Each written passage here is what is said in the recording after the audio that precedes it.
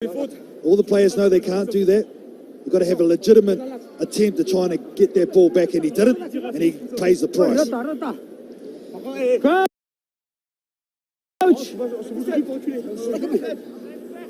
Bind. Shows how good Fiji has started this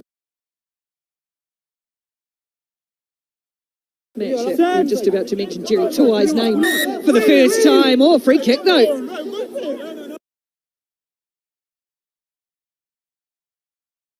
Early. Well, Vakuruna Billy is saying they've actually pulled back the French there to get that penalty.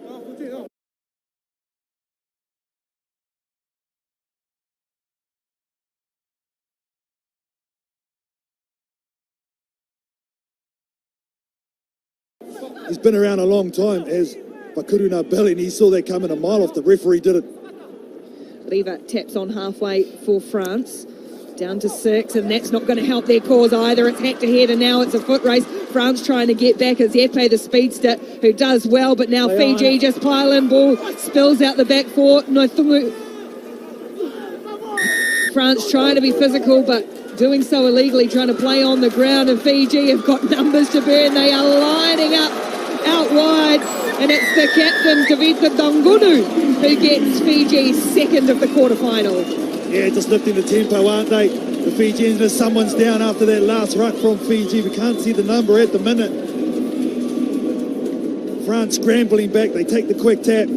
Always had numbers loaded. And the easiest of tries, and they take the full advantage of the miracle advantage that they have at the moment.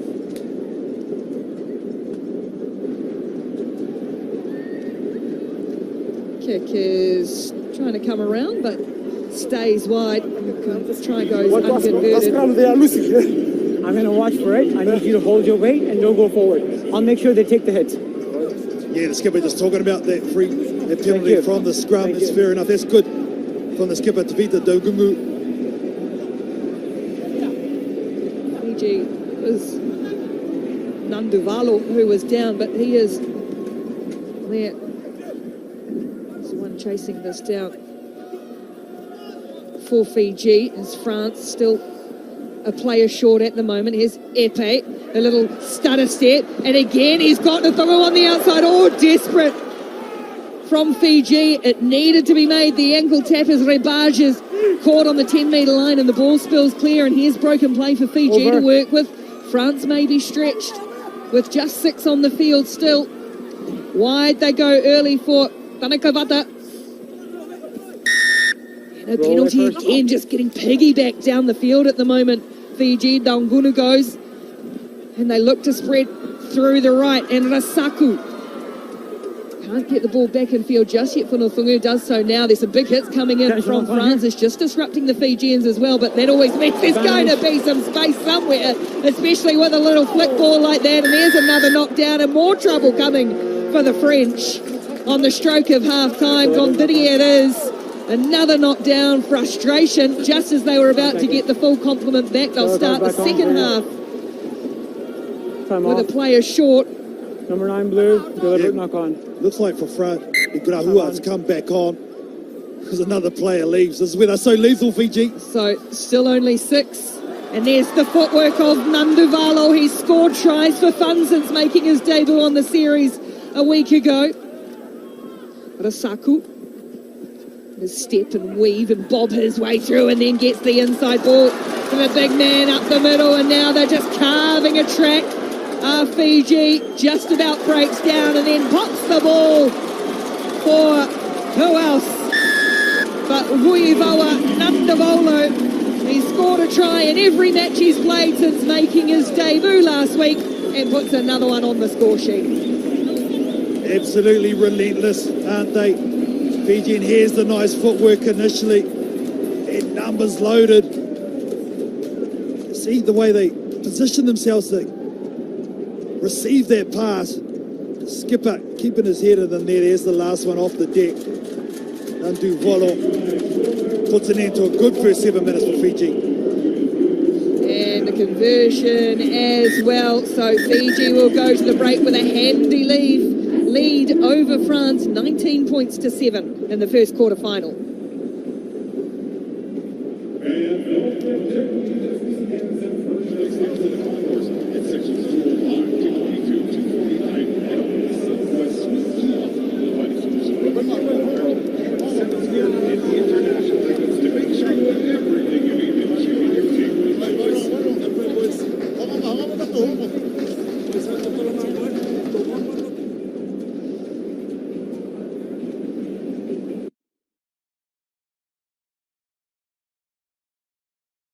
against Samoa. A couple of teams who are both down on personnel. South Africa with injury, Samoa with suspension, but boy, oh boy, that is going to be some clashes of big bodies. I'll tell you what, if you like physical rugby sevens, and don't you go anywhere.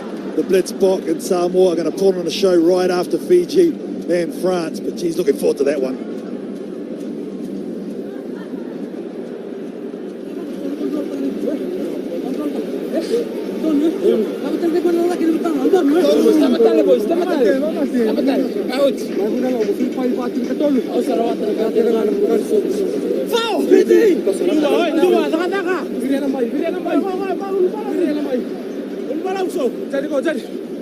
You always know when you're confident when you hear the comms from the players, just from our cameras right in the middle of the field, the Fijians all having something to say, all positive words. This French team, they have looked dangerous.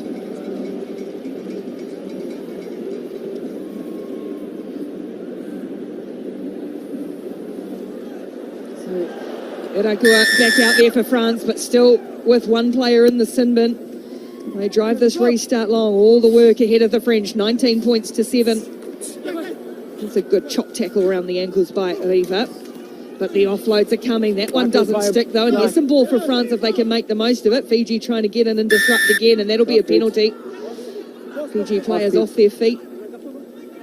There was a number of French players too. In fact, Logel wanted to go quickly. They said they're going to slow it down. Remember, they're still a man down. Not yet. It's a good positive play. Instead of going to the line out, they're going to try and back themselves with ball in hand. They'll get Grondidio back shortly because there was time after that hooter in the first half, and that's a good ball. And oh, what a hand from Nthungu No, to get Rebage to ground when open spaces were ahead of him. Riva. Now he gets the offload away. That's gone backwards for Uya. And the offload is good for him as well. That's Trubal onto the field. Straight impact, straight away after the break for France. A timely score for the French. Well, just remember, they still only got 6 players on the field. They're blue at the moment. Trubal, well, the offload, that was a nice line. That's the second time Nthungu saved him with an ankle tap. But in the end, the offload, the strength from Huya, who's been very good in this game, has given the French a little bit of a sniff.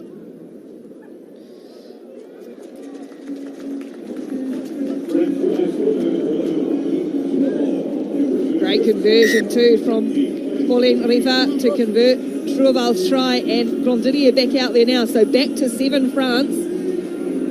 Back to a 5-point margin. 19-14 Fiji lead.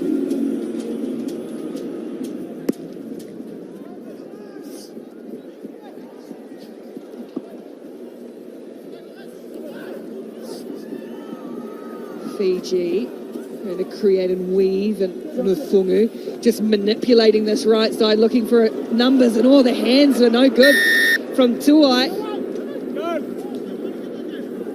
which is something you rarely say, and just took a little knock on the way to ground. Yeah, doesn't look good, does he, Jerry Tuai? That's outstanding work for him. He tries to batter it back. Just landed awkwardly on the release, but France, another opportunity at the right end of the field. France, go up. Wide they come for Trubal, one of the try scorers. They're getting it to their wide man quickly, looking to accelerate to their game. And Grondidio on the wraparound. Has he got the footwork to get around? He does on Tuai. And France go bang, bang, straight after half-time, and they are right back in this quarterfinal. Where they're finding a lot of success is out on the edge in the wings. They're getting that ball away. They're drawing in 2 defenders. Here's the strong one on the inside. They know they've got the centre looping around. And it's the second time that's worked for the French team, and Grandidier gets France on even terms. For the lead, it's good, and France go ahead. 21 points to 19 in the quarterfinal, just under 4 minutes to play. Massive kickoff, this one here, this restart. Fiji desperately need their hands on the ball right now.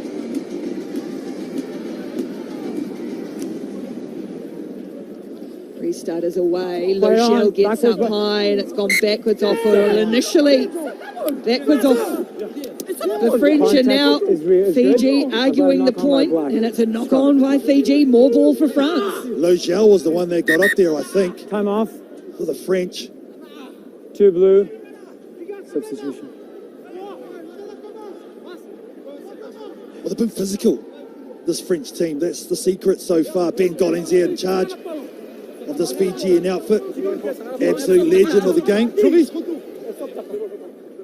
Time back on. Crouch. Bind. Set. In and out it goes from Mazzolini. Standing in midfield, Gundidier has been good since coming in off the sin bin. Now some big, strong bodies in there too. Seffel. Plays it back for Mazzolini. France using their bench. Try and create an issue. Big, huge, wide ball, but the hands weren't there from Troval. Probably looked up, saw some space. Couldn't haul it in.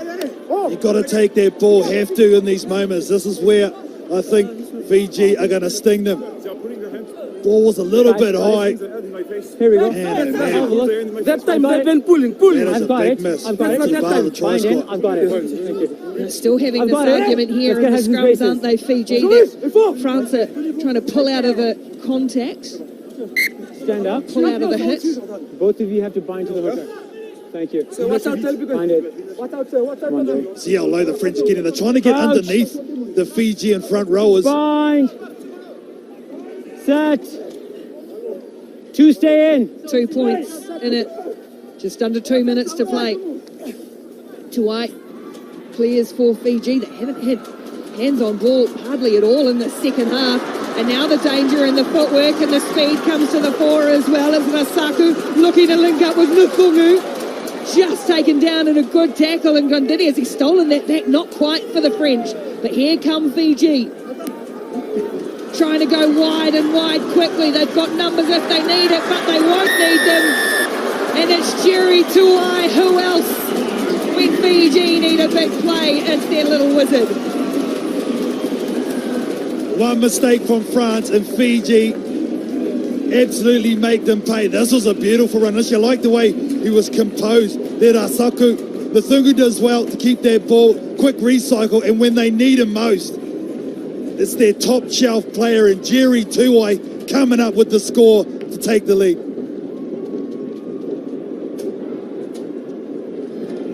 Took a couple of knocks. Conversion is no good though, so it's not done. Stats and still only 33. Could keep going for ages. There's a CV if you want one. 55 tournaments, 135 tries, 2 gold medals in the back pocket. Jerry Tuai, one of the best ever. Fiji by 3, 24-21. They're going down to the 22 with the restart, and it's taken in by Mazzolini. Boucher on a 13.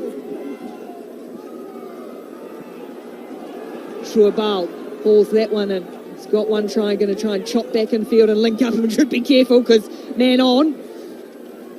Good strength in the tackle from Seffel to stand, and now they've created a little bit of an overlap out here if they can make the most of it. Oh, Mazzolini, his player, had cut back in field. He lost sight of Lagelle, and Lagelle hands on his because as the siren goes, France's last chance goes out either the sideline as well, and Fiji with a late try will go through to the semi-finals, 24-21 over France.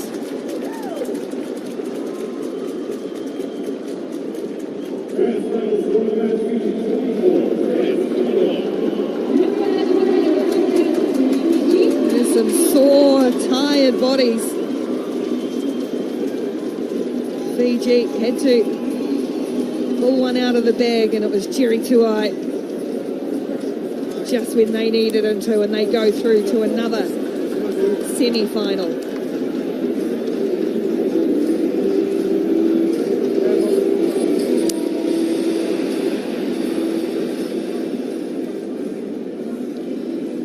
Well, we'd like you to have your say on the HSBC Dream Team. Voting will open after the final. You can have your say on 7 of the best. There might have been a couple out there for Fiji and France just now. You can decide who have been the 7 best players of the HSBC Canada Sevens in Vancouver.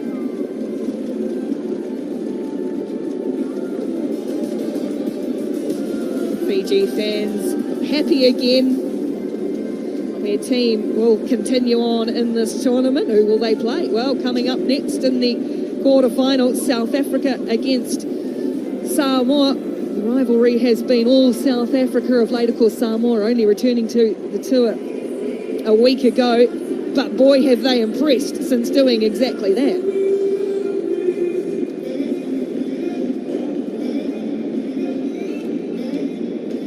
The team sheets, well, a couple of injuries means South Africa are down to just 3 on the bench, so they're going to need a lot of work out of their starters. And Samoa, they've lost Paul Scanlon, sighting, so he won't be able to play. Still have the full complement though, and they've got Dangerman Kaltenana. They can string it together again. Oh, have they ever.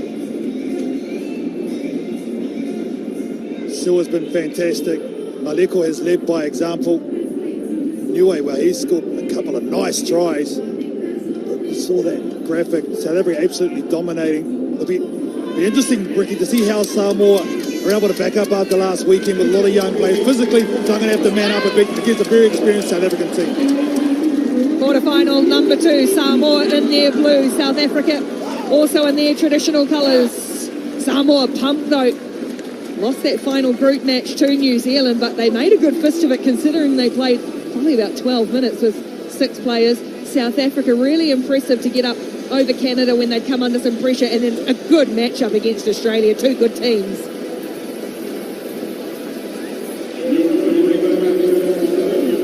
Yeah, for me, Ricky, it's St. David's, JC Pretorius, who are going to really set the tempo physically. My question is to Samoa, can they handle that muscle? Hrobala as well gets the start. You know what he's going to do, go straight down the park and say, see if you can stop me. Yeah, easy.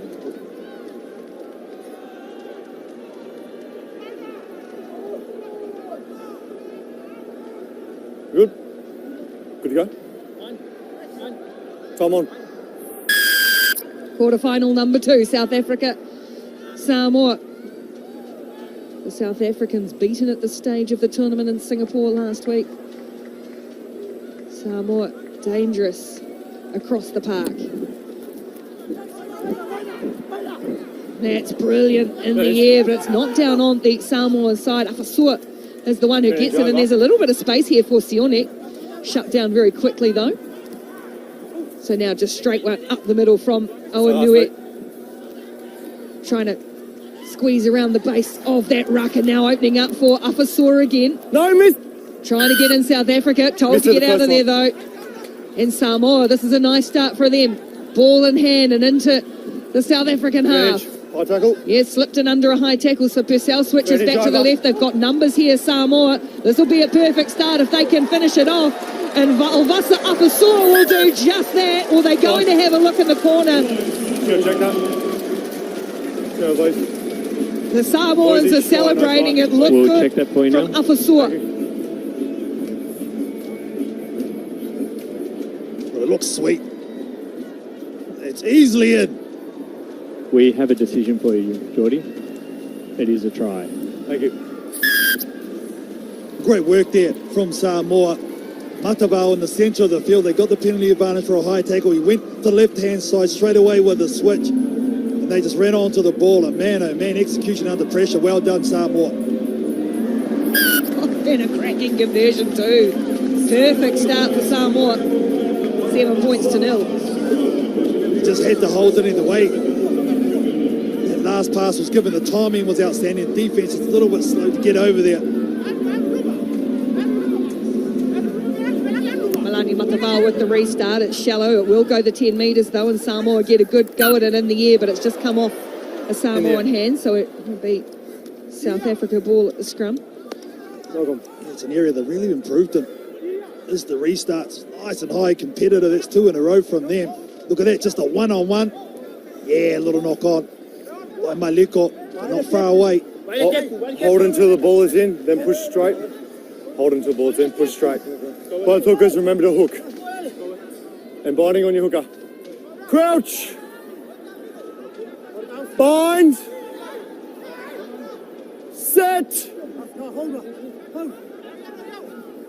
Ronald Brown feeds the scrum, South Africa Both hands on ball for the first time. He scoots away and links up straight away too. And there's some space to burn around the outside. Shilton van Wyk taken around the ankles. Good tackle made by Samoa, but South Africa pour forward through Grobelaar. Still going big, tall, strong man. Now he's stopped in his tracks and eventually wrestles his way to ground, gets the knees on, and David's clear. Selvin Davids, that is. Pretoria standing in the middle, heaves it along the line for Brown, looking for the runners coming left, right, but the pass was forward. They missed Soizwapi on the angled run and went wide again. And look at the face on Ronald Brown. Oh, was it? Yeah, it was. He's going, really? Are you sure, ref? Oh, yeah, you can see there on that angle. I don't know if they took a hit off one of the Samoan players. But I'm with you. I think they should have hit the short ball on Soizwapi or given it to him early. Good defense sliding, though, from Samoa. Good hold. Crouch! Never made it through to the semi-finals here in Vancouver, Samoa. Set!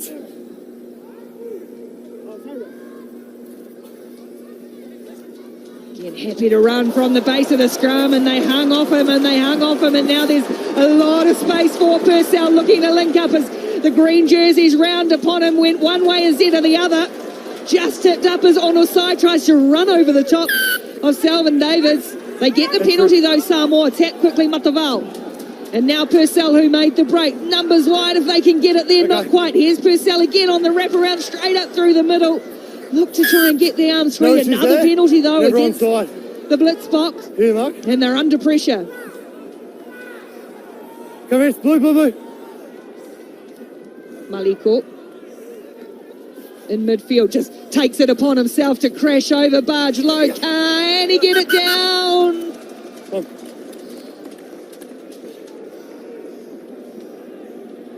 Was he try, no try, please? He was probably in the best position to make the call here, Jordan Wade. There was 3 defenders for South Africa.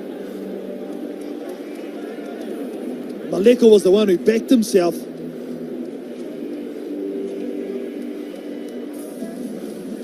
Soizwapi, JC Pretorius, he's done well if he gets this down. Oh yeah, there we go. It needs the slowest of motion to get it there. We have a decision, Jordan. Wrestle on the ground. Thank you. And the try is given by Apele Maliko. Gets the second for Samoa. And what a handy little advantage they have in this first half. Okay, mate.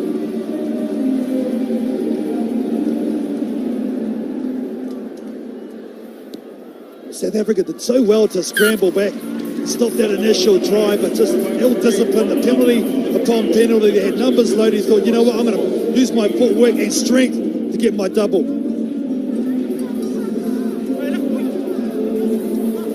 14 points to nil. Winner to play Fiji in the semi-final. Samoan fans dancing in the stands so far.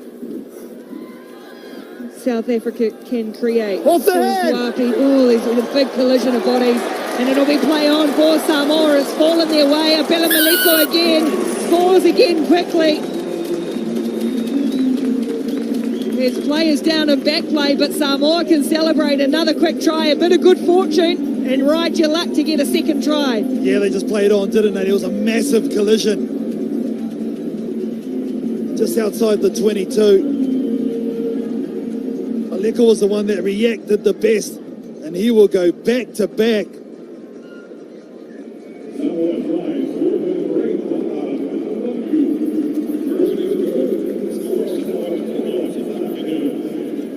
Both players are up. Soizwapi was, I think, for South Africa. Yep. Yeah, great. Might have been on site for Manu Samoa. Both players, okie dokie, good to go. Apele Maliko, one of the leaders in the Samoan team, who's put his team ahead, 21 points to nil now.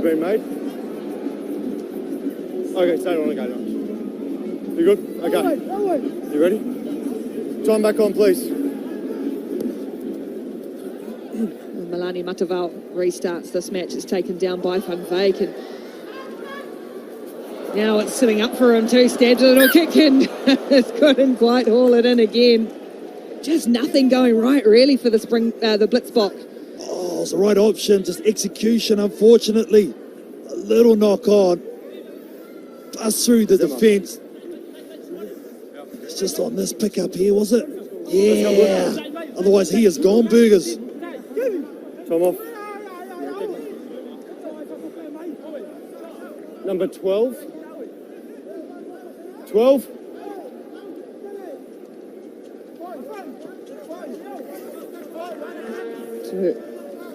Steve on the side for Samoa. He's going to head to the sideline.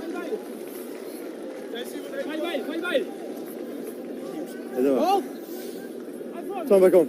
Crouch. Bind. Don't be fooled by top versus bottom. Samoa have been away and they are much better than that for sure. South Africa under huge pressure. 21 points to nil. Samoa lead as we head towards half time, and it's great strength from Owen Nui. Still going. That's a powerful run up over halfway. Samoa looking to probe again. Matavao. Off now. No hands. Falaniko is on. Placed Steve on a site in jersey 9. A good chest pass and a good angled run from Afasua. Just brought down by the South African defence, but held on too long as he'd been tackled. So South Africa's trying to catch Samoa off guard here, trying to find a crack. But Samoa have been so disciplined, so well connected so far. Swizwapi.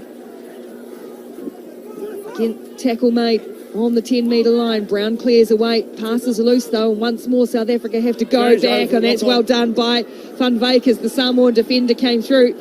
Sullivan Davids on the outside this time. He's stopped in his tracks as well. Zane Davids hasn't seen a lot of ball. The power runner for South Africa. Now a little bit of room to move for Pretorius. Chops back in field. Samoa making the tackles though, giving away a penalty. You've hit that out. Well, finally, they've had some ball. This Blitzbok team. Still got to keep their composure here. Be interesting what they do. Do they go to the line out with a pretty good, or do they set up their plate? You mind seeing Ronald Brown with ball in hand. He's been electric this weekend. Let's go, please. Let's go. And deep past the halftime hooter now. South Africa trying to get on the board, give themselves a little bit of heart and hope going into the second half. And the Air Force players rush up in defence. Was a big, ambitious ball. And so we go to the break with Samoa leading South Africa 21 points to nil at half-time in the second quarter-final.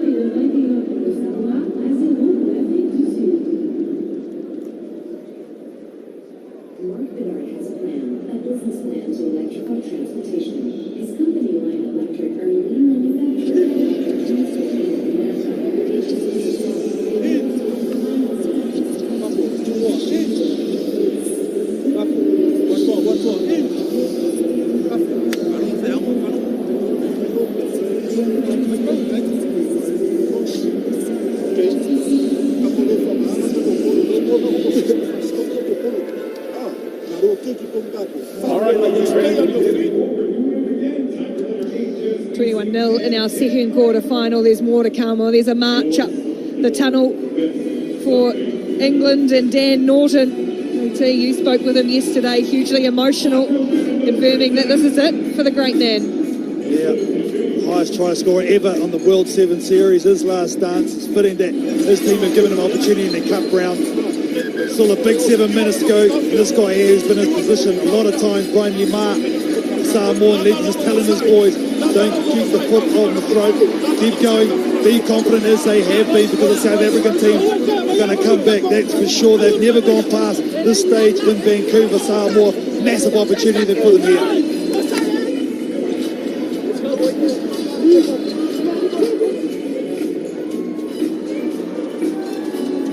21 points to nil. Samoa leads South Africa at half-time in the second cup quarter-final, and the Samoan fans go auntie into it. Yes. They've been here bright and early both the last 2 days. The Samoa fans. South African fans still finding reason to dance. I'd like to see Just make sure you stay behind the line. a few points on the board from their team. Good to go. Come on. All ahead of South Africa. The series leaders find themselves in a real hole as the second half is underway. Through the hands and all. It's 6. Are you kidding me? Samoa has just been called for. Let it go, ref. Come on. I think this is a call from the assistant referee, to be fair, on Geordie Way. Man, oh man. This might have been something special. This will be a good look at it. There's under the legs. Come off, please. Whoa, what? I tell you what. That is line. That is line ball. Big let off the Blitzbox, but here they go. Still in it.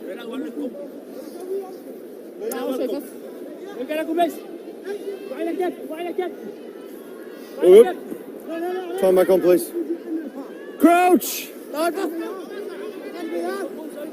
Bind! It's on the cards at the moment, but still a big Set. 6.5 minutes to play. South Africa, so much class and experience in this team, though. Fun fake. They are down on numbers. No demand. He's out injured. Lewis Tyson and Adonis as well. Big collision in the middle. Pretorius just keeps going. And now scooting away is Williams, but a fresh legs on the field. Here's Zane Davis trying to pump those legs. High tackle. Hasn't seen a lot go his way. Falling Penalty into though it, for penalty South only. Africa. This helps Pretorius.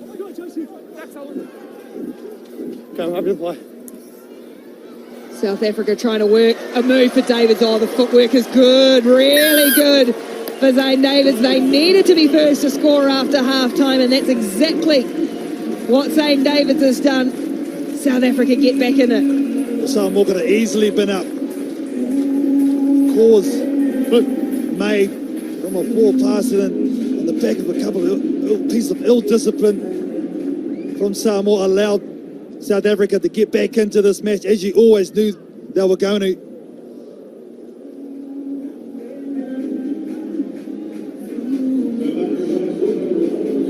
Conversion's no good, but there's still plenty of time for a team with this much class and quality to get right back into it. 21 points to 5 now, Samoa leading.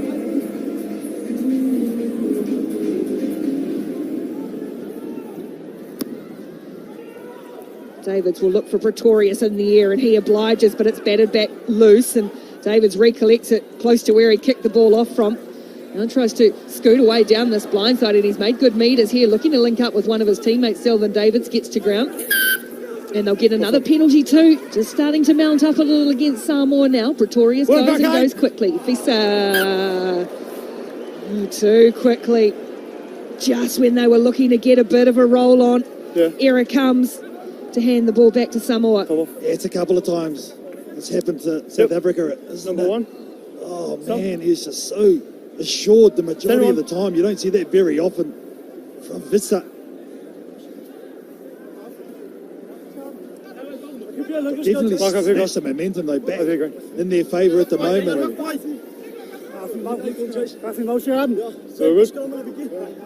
Motuopi tie on Crouch! jersey number 4 for Samoa. Bind! There's Malani Matavao will face the scrum. 12 metres on the Samoan side of halfway. They shift away to the right, looking for the inside ball. It's good, and then the offload as well. Stretching out is Samoa. The big long legs of the new man on the field. Opitai, they're fresh, but they're just able to track him down. It's knocked away. Still play on for Samoa. And Falaniko, Fafoi Falaniko will extend this lead for Samoa, and have they got 1 foot in the semi-final? Well, what I like about this from Samoa, from that scrum, they manipulate it so they're going to hit the hole in between. The hooker coming out in the first 5. He struggles to get across the defence, and then there's that inside ball, which is going to be the hole. Strong strides given by Opetai. And they know they've got players coming forward. The support players are always going to be there. They just need to get it out away from their contact area, and it comes in the form of Falaneko. Is that the one for Samoa to go into the semi-final, the cup round? On the bench, Steve on his side, gone away for head injury assessment, won't be back, but happy enough. And look at that lead now, 28 points to 5. Samoa lead. They've been hard to fault with ball in hand as well. 2.5 minutes to play for South Africa to find something. They've got the players to do it. Pretorius looking to link up, goes wide again. Early ball for Van Wyk, who's got great feet and gets rid of 1-2. Massive collision of bodies, and South Africa will open up here. Hsbc, he's got Davids with him. He gives it, and he'll go in and come in and bring it around for a closer conversion. Man, there's some big collisions in this match. Samoa have a player down, but it's South Africa with another one on the board. Selvin Davids. Have they got enough time? There's 4 people in front of me. I haven't seen it. Yeah, well, they're going to try and take this conversion quickly. Come on. So he's swiping a nice late drop off just to draw on that last defender for Davids. He tries to bring it around as close as he can.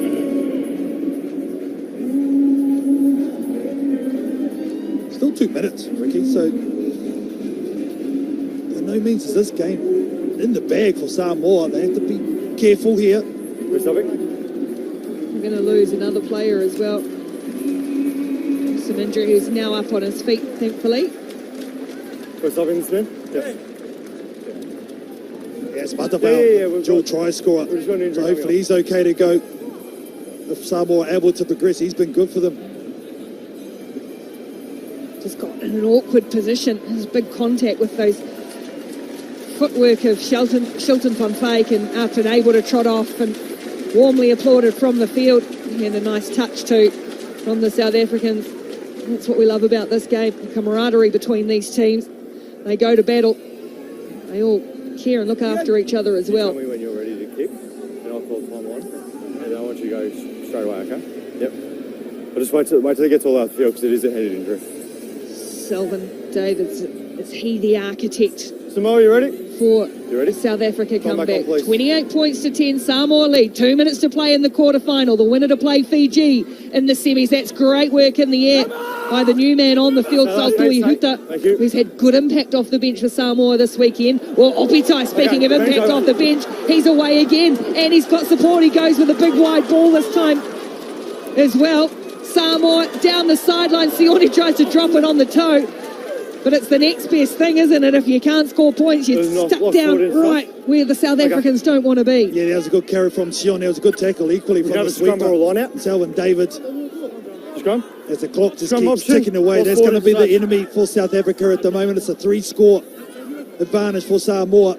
The winner of this will play Fiji, which will be another massive physical contest, and that's where I've been super impressed with Samoa in this game. The physicality in their first 7 minutes really laid the platform for this performance. Yeah. No, you don't have to. Bind. Set. Straight down. Penalty for South Africa for Brown to get away. David will keep throwing everything at them right down into this final minute, and that goes through their hands with Wapi. Almost sums it up really for South Africa. As good as Samoa have been, Blitzbox You're in front of the mark, so you've got to go behind the mark. in this match. Well, not been allowed to be either. Come off. Through the sheer physicality that Samoa 6. in that first half. Just the amount of errors you can see there. Yeah, you're in front on of line this. It's hard to get any continuity when that happens. Yeah, your sub.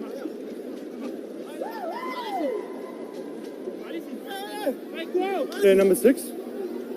Samoa making some late changes as well. Well, this will be momentous for them. They've had to sit out for a long time. All the ingredients have been there, and now it's starting to come together under Brian Lemar. Hold on. And a place in a cup semi-final Come back on. lays ahead of them.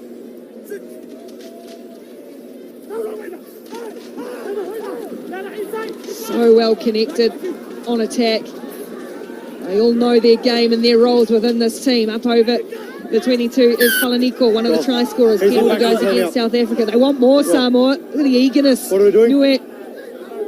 Scrum. This is smart though. Just go for the scrum. By the time they pack it down, it's going to be game over. You win their scrum and then kick it out.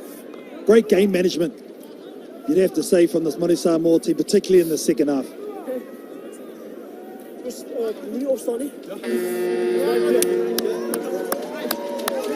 They're clapping already. High fives on the field, Keep your height. hugs on the bench, Crouch. Bind. cheering in the stand, Set. Straight to ground. except for one final penalty the other way. South Africa will play on. Samoa and their fans will have to wait a little longer to enjoy a cup quarter-final victory. Ball spills out of the hands once more of Swiswapi. South Africa able to go back and tidy up though. Davids just going to keep playing, keep trying, keep working. Oh, the South Africans, hands are good this time from Hsbc. Samoa would love to keep their try line intact just a little bit longer. Here's the good feet of Davids, and he finds Pretorius, the power man, on the outside. Gets inside one, written to ground. Hsbc's there in support. Still the Samoans piling in on defence as well, and they'll get the penalty too. A yellow card goes against JC Pretorius. Was it? No, the other way around. That makes more sense. He was pointing the wrong way for a moment. So they'll finish the game with 6. What are you going to do? Just going to take it back. Yeah, for sure. Holding on the line. Go, that's the line now. Let's go, please.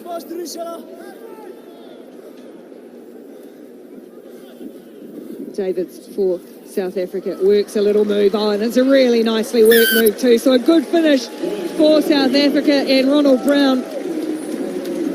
But it really has been from go to woe. All Samoa in this match, 21-0. They led at halftime. And a nice tidy finish though for South Africa. Yeah, beautiful late switch there between the two playmakers for South Africa. They just didn't get enough chances, did they, in this cup quarter final to execute like that.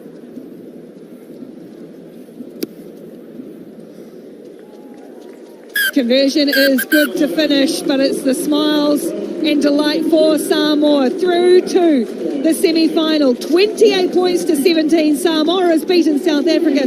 Samoa to take on Fiji in the semis.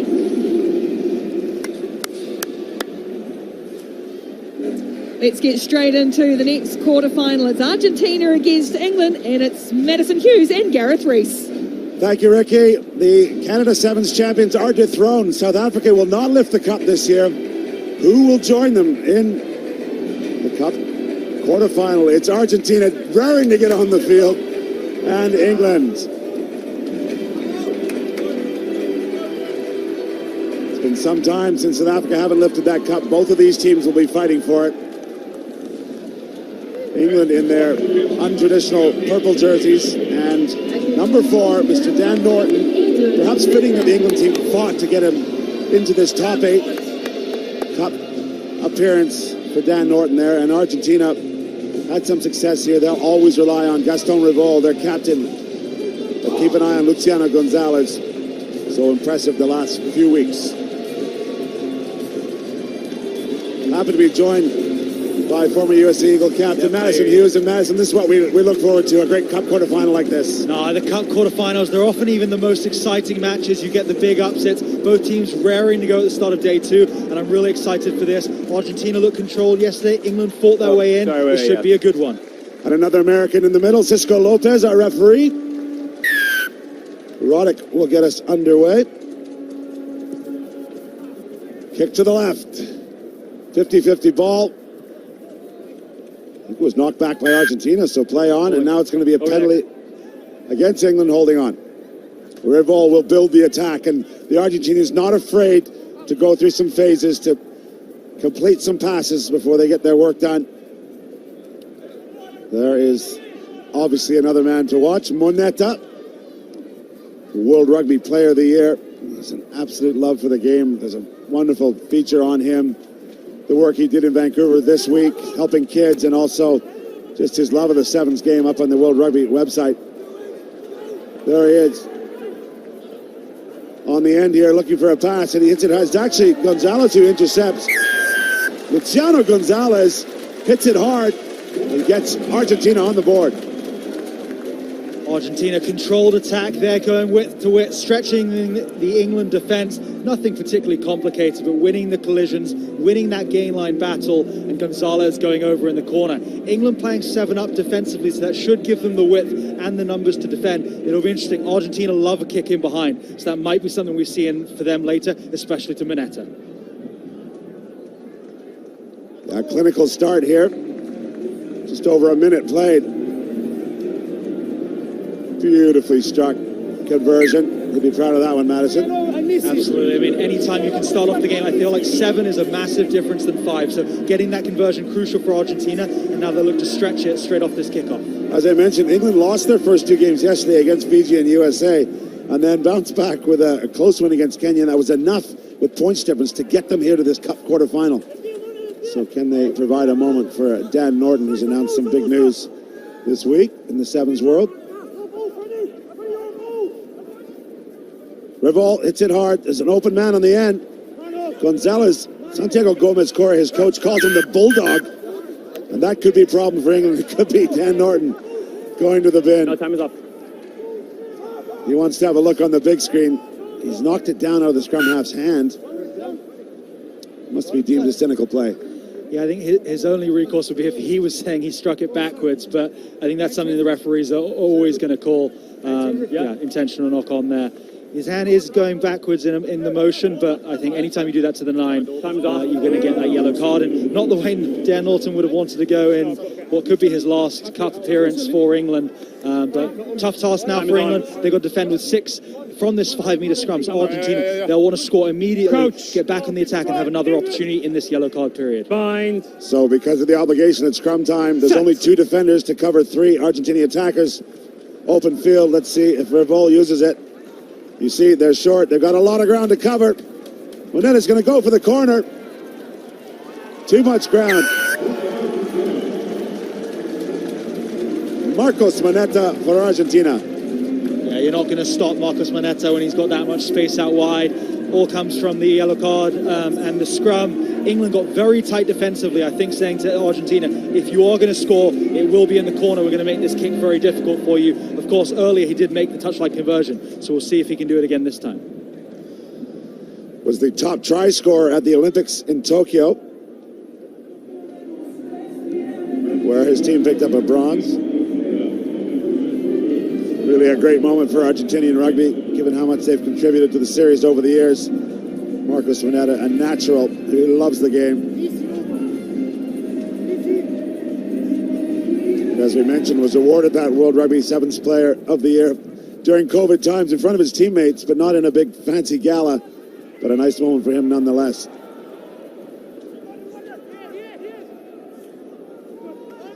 England, chance to respond here. They're down 2 scores.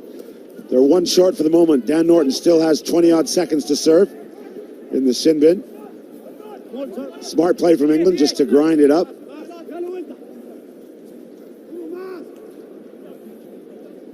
We were talking before the break, Master, too. Also, 6 against 7. Sometimes a chance to use the kicking game.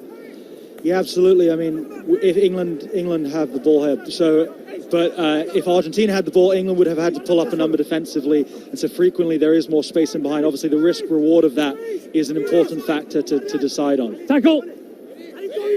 Well, Norton's sin bin is served, but he won't re-enter the field until there's a stoppage. England hoping that's a try. Ball's there. Ball's available, says our referee.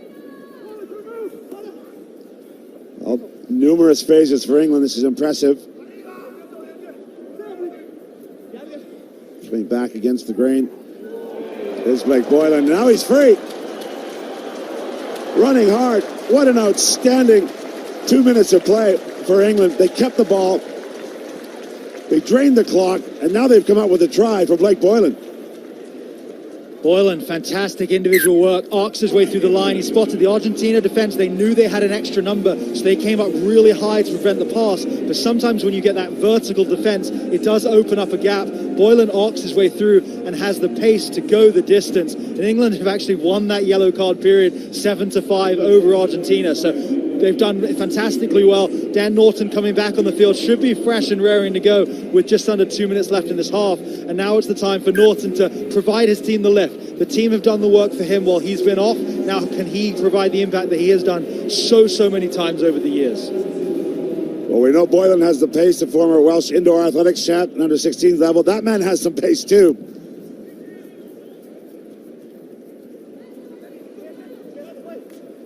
Argentina ball. Out now. Counter ruck. 12-7. Argentina up by that second score. Again, they found space on the outside. Monetta's off and running. Far too easy. Marcos Monetta with his brace. And two of the great finishers in the game end up in the dead ball area.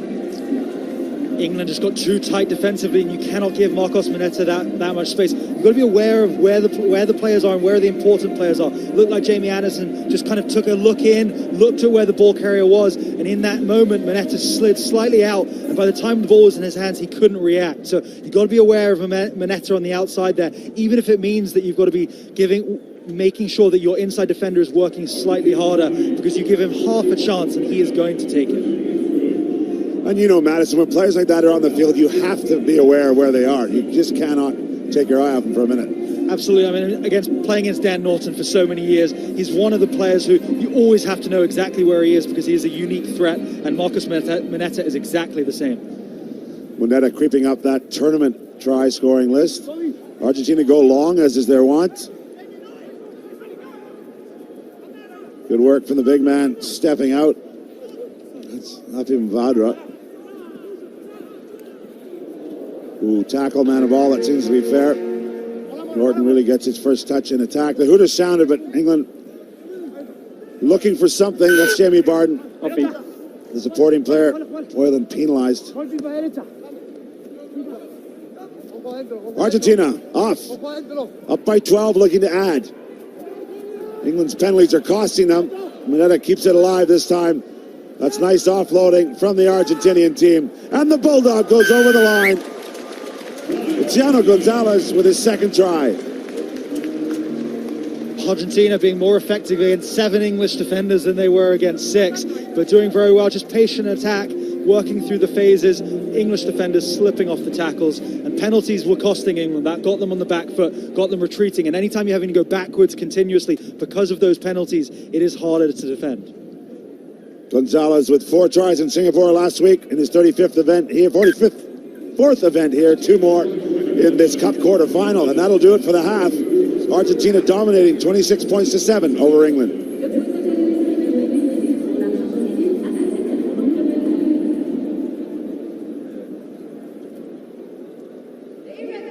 Some very contented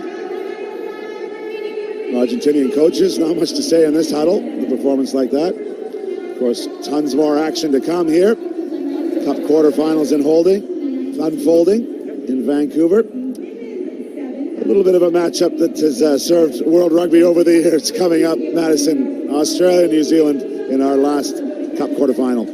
Big trans-Tasman clash. I mean, that's so important for both of those teams. It's the rivalry they've got between each other. The All Black Sevens have been off the circuit for a while, coming back. It's a great one, and we've got that to look forward to. Of course, New Zealand finalists last week in Singapore, but went down to Fiji, so they'll be looking to go one better. New Zealand have won here in Canada Sevens previously.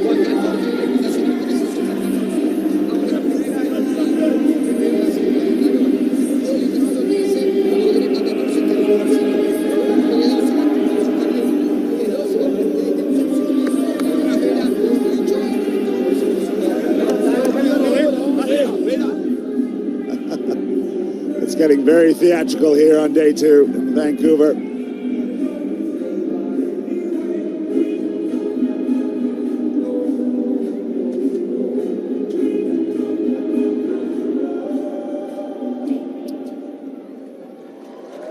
Well, this man, Dan Norton, has been an incredible servant the Sevens game, an icon of England Sevens rugby.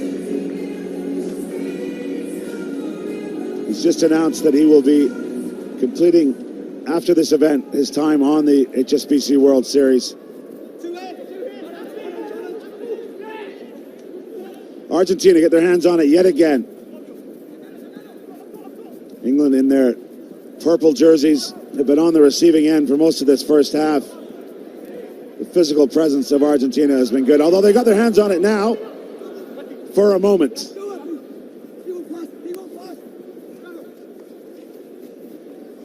And that's Betterfeld. High tackle. High tackle. Norton penalized for contact above the shoulder line, and Revol's going to take his time here. I've been impressed by Argentina both yesterday and so far today. It's been very controlled. They haven't seemed to like they've delved too big into their bag of tricks, but just composed, slowing things down when they need to, staying calm in attack, going through phases. I've been very impressed by Argentina, and they're going to look to build on this. Well, you see that stat. They've won 4 of their 5 Cup quarterfinals this year. They've got 3 bronze medals and 1 silver to show for it. They're looking to add gold here in Vancouver as Browning comes on the field for England. A little bit of a spark. Comes off. Yeah, subs are coming. I didn't know. And off goes Bavadra.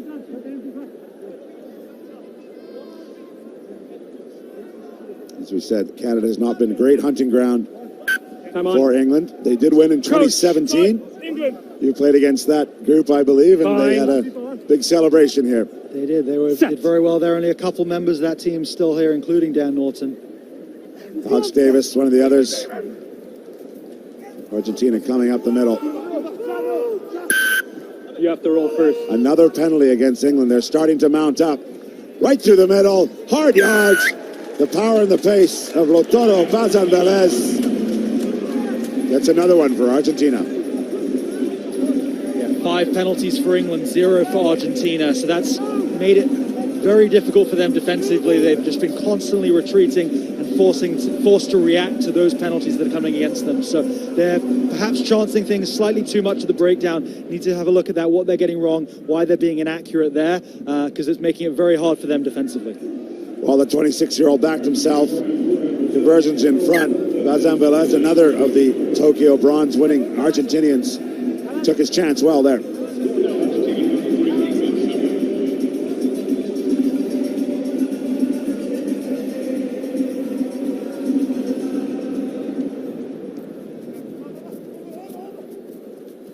Hanging kick, taken by Browning.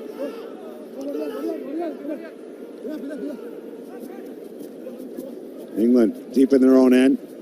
Good width on the ball.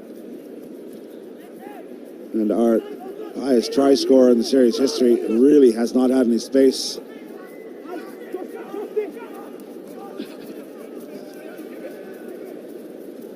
There we go. Browning. Roll. Argentina's not rolling away. Quick tap from Jamie Barden. Advantage. Advantage being played. Freddie Roddick on the ball. Coming back. They're going to come back for the original penalty. 6, not 10. Norton's chance in this game to stretch his legs, but England do retain possession, and they can see if they can build some attacks. And setting up the scrum, so this is interesting. So a lot of open space out to that right-hand side for England, so it'll be interesting to see if whether they can isolate Dan Norton out there. How nice would this be for the fairy tale? Just give Norton half the pitch, maybe put Mineta up against him and see who wins that battle, the great man, as we said. Yeah, I mean, started in 2008 on the series. Incredible contribution to the game. I'm talking to Rob Vickerman, our colleague with the World Rugby Commentary. Said he's really been a beacon for the England team, and he's an iconic sevens player from professionalism right through to the Olympics. Dan Norton's done it all. England got a chance. They go right. Hard stepping is Will Homer. Norton enveloped, finally goes down to ruck.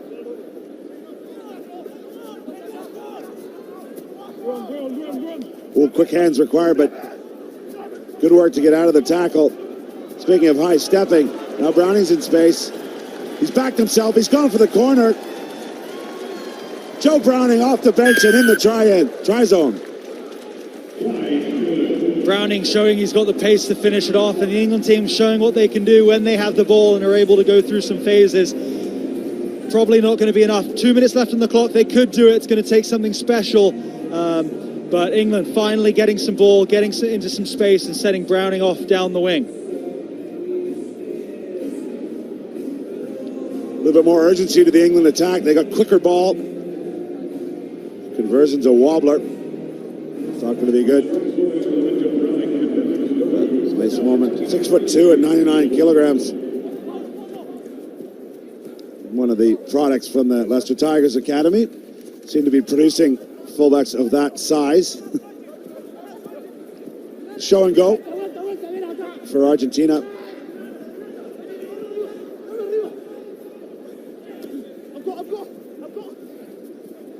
Revol demanding the ball. He knows where he wants to go. Out there. Out wide. And out for a try through Franco Sabato for Argentina. Very impressive, simple Argentinian attack. I loved how flat they hit onto the line there. They saw England were retreating defensively, and when that's happening, you want to hit on flat. Gaston Revol, he's done that so many times. He hit on so flat, which means that if England defense couldn't shift out, and so Franco Sabato able to go in, and he's no slouch, but the inside attackers really gave him a lot of space to work with.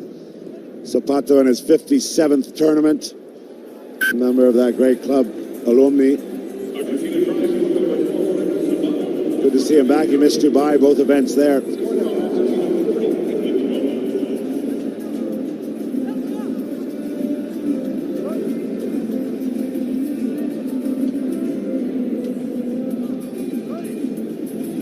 Well, Argentina very much in control of this third Cup quarterfinal. Stay with us, of course. We have Australia, New Zealand to follow in the final semi-final place to be determined through that match.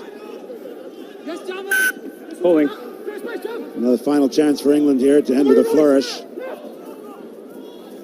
High stepping is Jamie Adamson. Good work from him. And there they go. Quick pick from the base. Callum Randall backs himself. Couple meters short. He's not held. He scores. Callum Randall with a fantastic little stutter step. There wasn't much space at all in there, but just a little shift of his body weight enabled him to pull away from Revol and just had enough momentum to slide over the line. Well, this was the hard work done. Good bullocking run. And then when Randall arrived, he had the presence of mind to see there's no one at home in any kind of a guard position. Off the right foot, and look at this for finish. The 22-year-old had the pace to do it.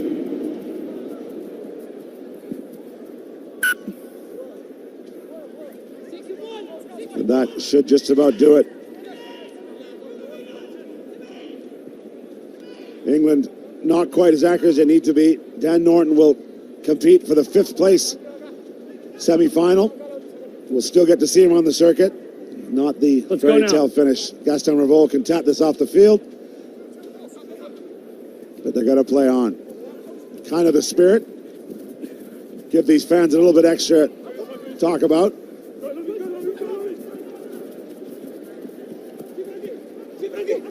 Again, stepping out. All sorts of tackles. Obstruction. England will have another chance at this. This is a never-ending game. A 1 minute into extra time. Good hard line there. Yeah, good. Advantage being played. Again into space. But the jersey grab denies. In touch. Callum Randall can't get a second, and that will do it. In the end, it's Argentina 40, England 17. Argentina will go through the Cup semi-final.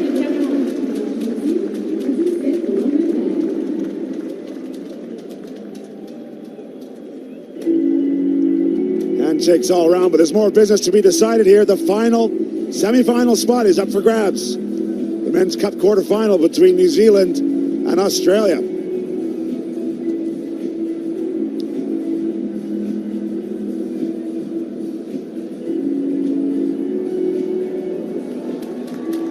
There they come, the Flames. The heat is on, and it really will be on the field. Both of these sides in great form. Fantastic to see that famous black jersey back on the Hsbc World Series.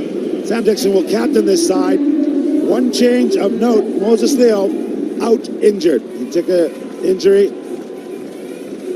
in yesterday's last match. The Australians, captained by Nick Malouf, they provided a great moment for Henry Hutchison joining the Century Club. They have a big task on their hands, but they love this battle. Madison Hughes, that's what it's all about.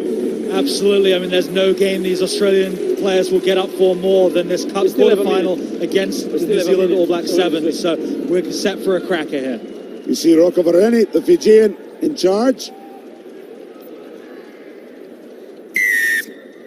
Here we go. Australia in the green and gold against New Zealand in the black jerseys. Will be interesting to see. Leo was becoming kind of their impact go-to guy. He will not be available here. Brady Rush gets the start for New Zealand. A couple of players slipping off the top here. They do water this artificial pitch to keep it from burning the player's skin.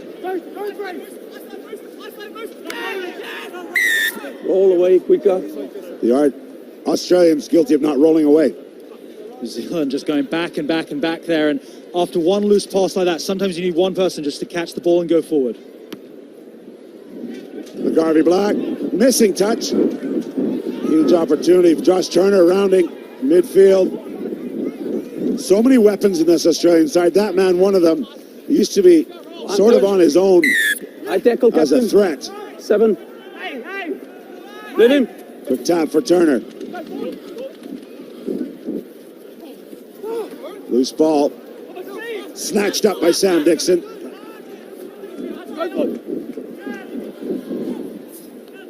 The chest pass out the side. Not much room, but good work Away. from Dylan Collier. That's his job.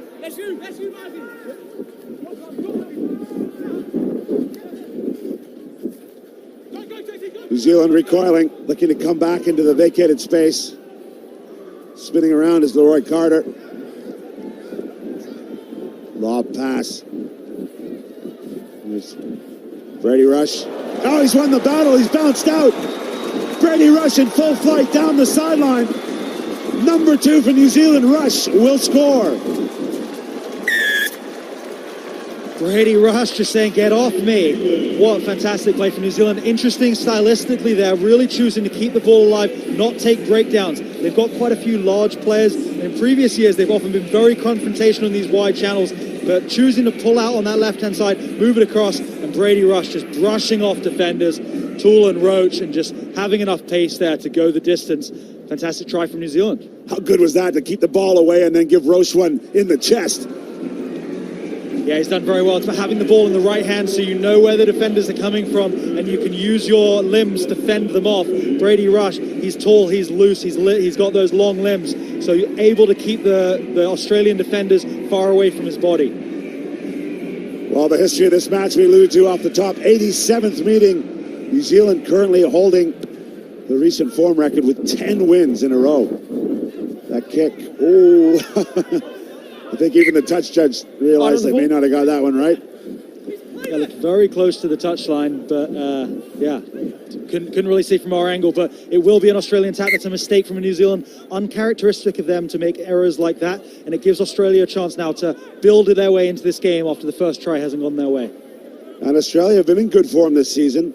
Those 4 quarterfinals, 2 silvers and a bronze medal in Singapore, and they moved up to 2nd in the table.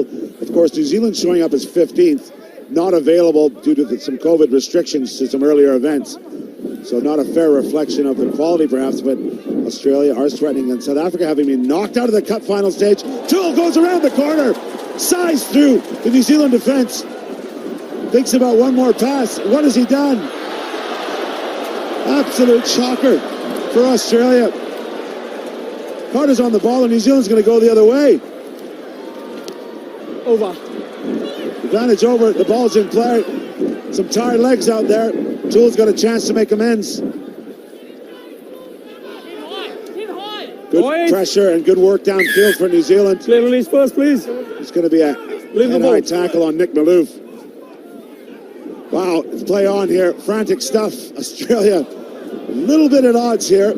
Again, Toole wins the battle on the ground. Absolute frustration. They've recoiled full 70 meters from what will look like a sure score to this situation, back to their own 22-meter line.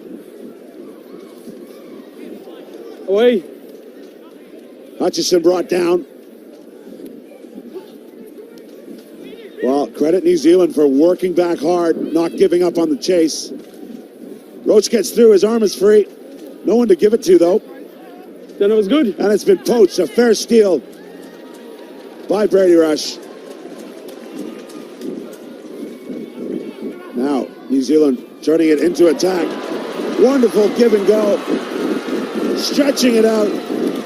Nashu works so hard in defense, and Nashu gets his try. What an utterly exhausting passage of play that was. I mean, going back to earlier, Corey Toole had done absolutely exceptional work. He beaten Tony Nashu one-on-one. It looked like he could just amble into the corner, tries to cut it back, and then Australia got the penalty. Their players were exhausted, they were all flat, and yet they tapped and went. That was a mistake. Eventually New Zealand get the turnover, and then it's the same matchup, and Nashu makes no mistake going over in the corner. Well, Madison, you've been there all those hours on the training pitch doing the extra cardio work. Nashu, lean on it. Look at that exhaustion there. The conversions lined up, just slides across the front. So New Zealand out of the gates big. Up 2 tries, but I think the moment of this half has got to be Corey Toole just for some reason didn't go for the line. Corey Toole, I mean, he'd done such exceptional work, and it looked like he had the try however he wanted it, but chose to cut inside, and the turnover really cost him.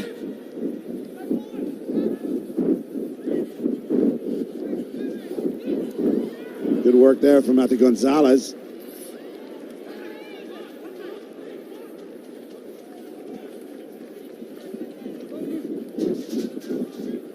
Australia looking for something in the middle. Roach has got out. Oh, the one-hander doesn't go to hand.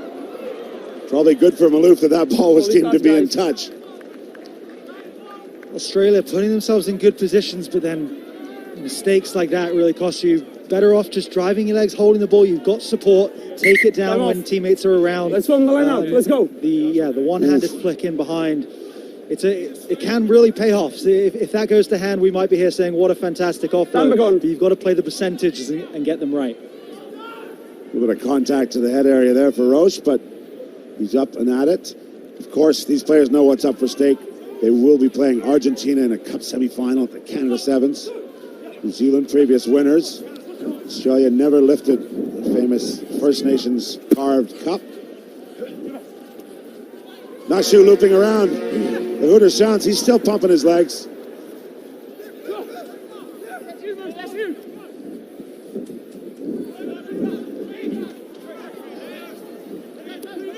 Good hands from Dixon there. Leroy Carter. A deep pass. Well, there's another interception. Did he get it? No. That's going to be trouble for Australia. If you go for it and you don't get it, Madison, as you know as well as anyone, there's a punishment to be had. Absolutely. I mean, 2 moments in this half, Australia will really be ruining, and if those 2 moments go slightly differently, it's a very different game. It may not be a bad risk to take being down 10 points against this impressive New Zealand side, but it will make hard work for his teammates. There'll be running time now in the extra time here, and then whatever's left will come off in that second half. New Zealand looking to capitalize on the one-man advantage. They go wide. They'll have talked about the tactics, what the basics are when you find yourselves in this situation, 7-on-6. A little bit deeper on the end to cover that, and they've got their reward. That passes forward. Massive relief for Argentina. Half time, guys. Sorry, Australia. So that'll do it. A frantic first half. New Zealand up 12 points to 0 over Australia.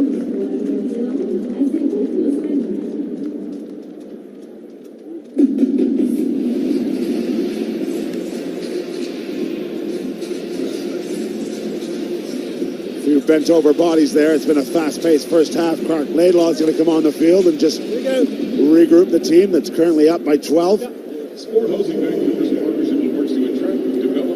Zealand doing exactly what they needed to there. We'll see if we can hear into what he's saying. That offloading game, quite rewarding for New Zealand. He tries to show for it. For Australia, there's Big John Manenti. Let's have a listen in.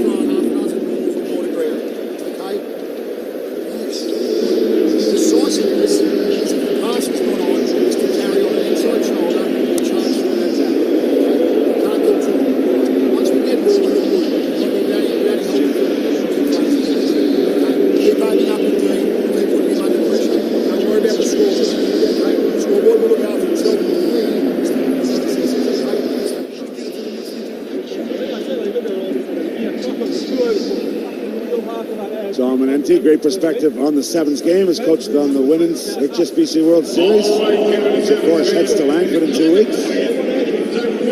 Now in charge of the men.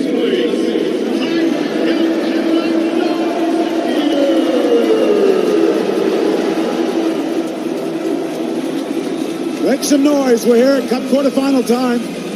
Hsbc Canada Sevens in Vancouver. First half has been all New Zealand, although Australia had a chance through Toole.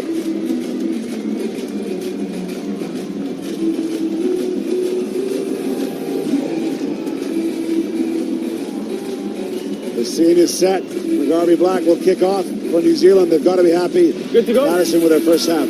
Absolutely. I mean, Australia had 2 moments where they really could have made it different.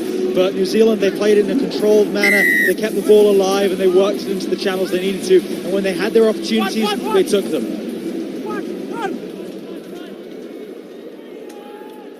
Rugby Black to his left.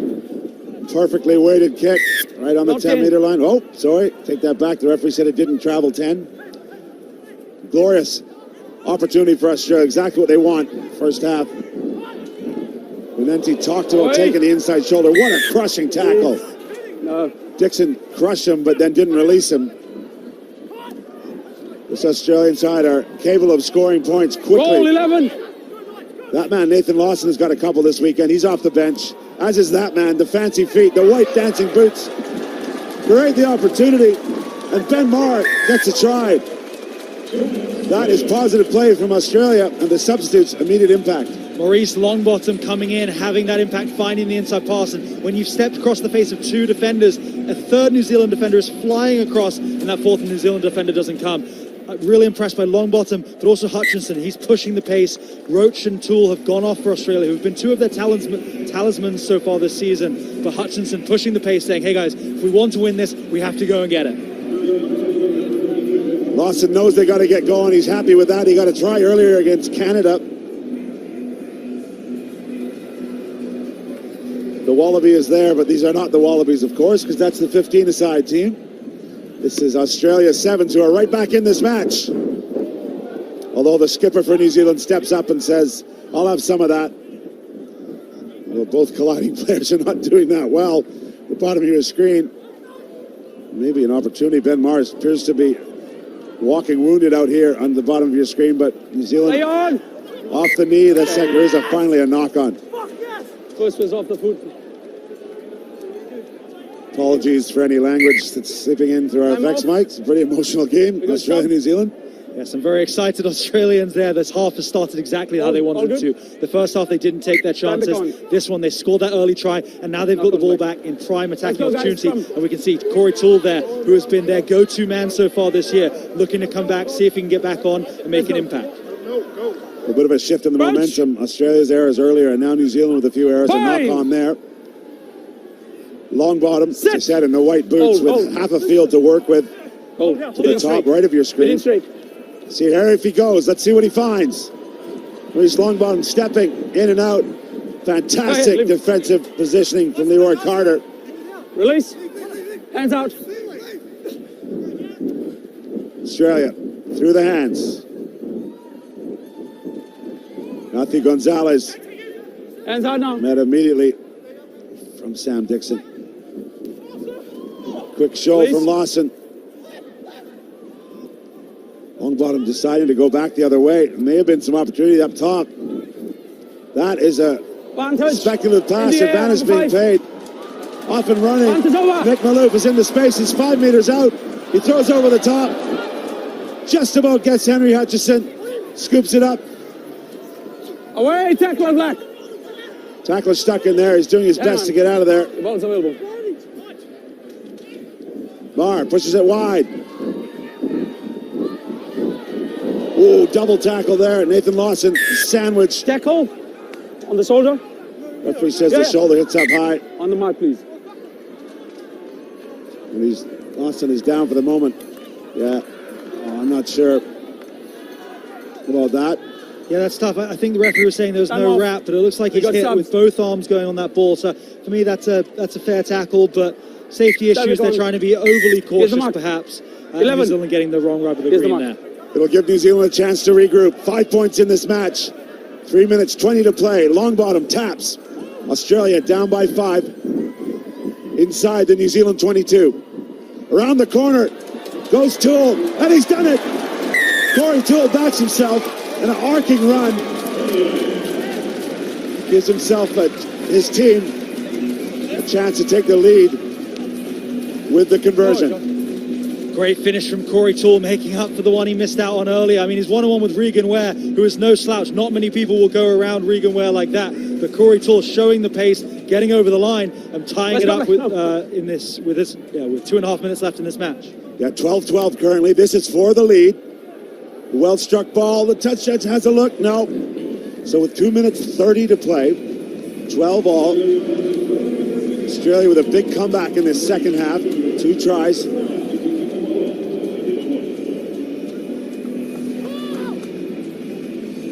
Toole really has been the danger man. Fantastic in Singapore last week as well.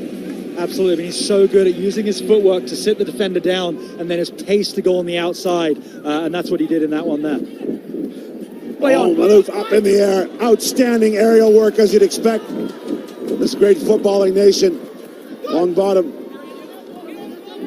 Met by Tony Vai. Immediately he reverses direction. Australia busting through. Hands out. No, black. No, black. No hands, says the referee.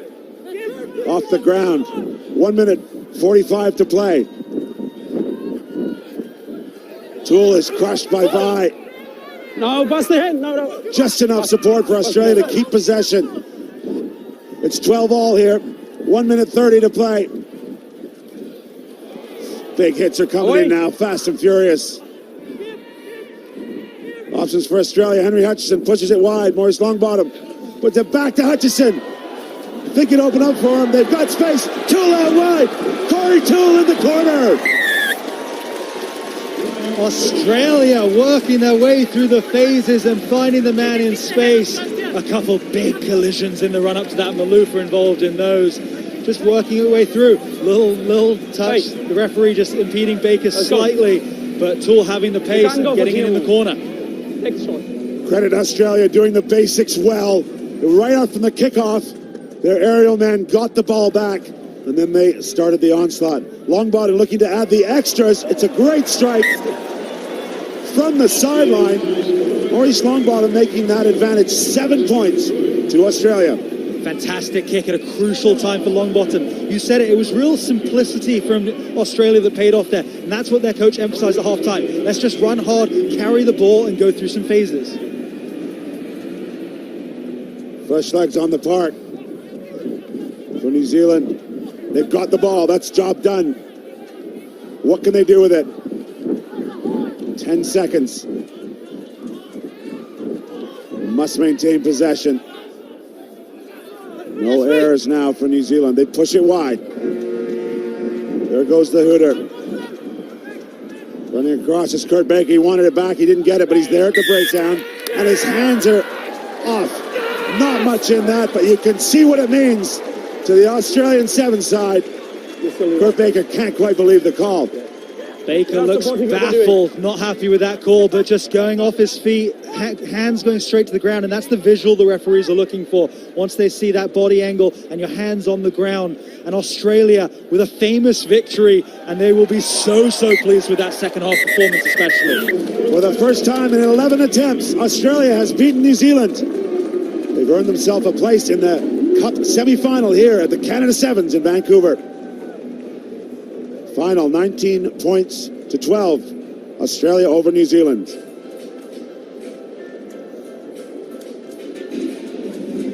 Wow, how excited are they? The green and gold get one over on their rivals in the black. Manenti's halftime talk did the job.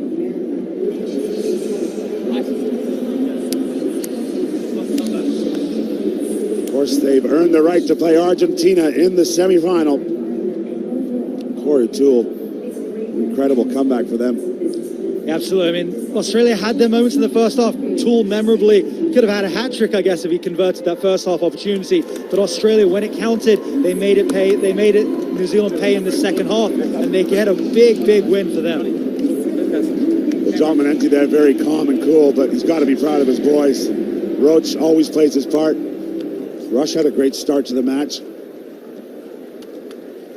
How long to the next one, says Manetti as he looks at the watch.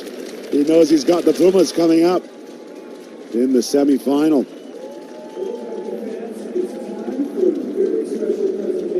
Well, it's a tight bunch of Australians. They have fun together. They're playing some good rugby here.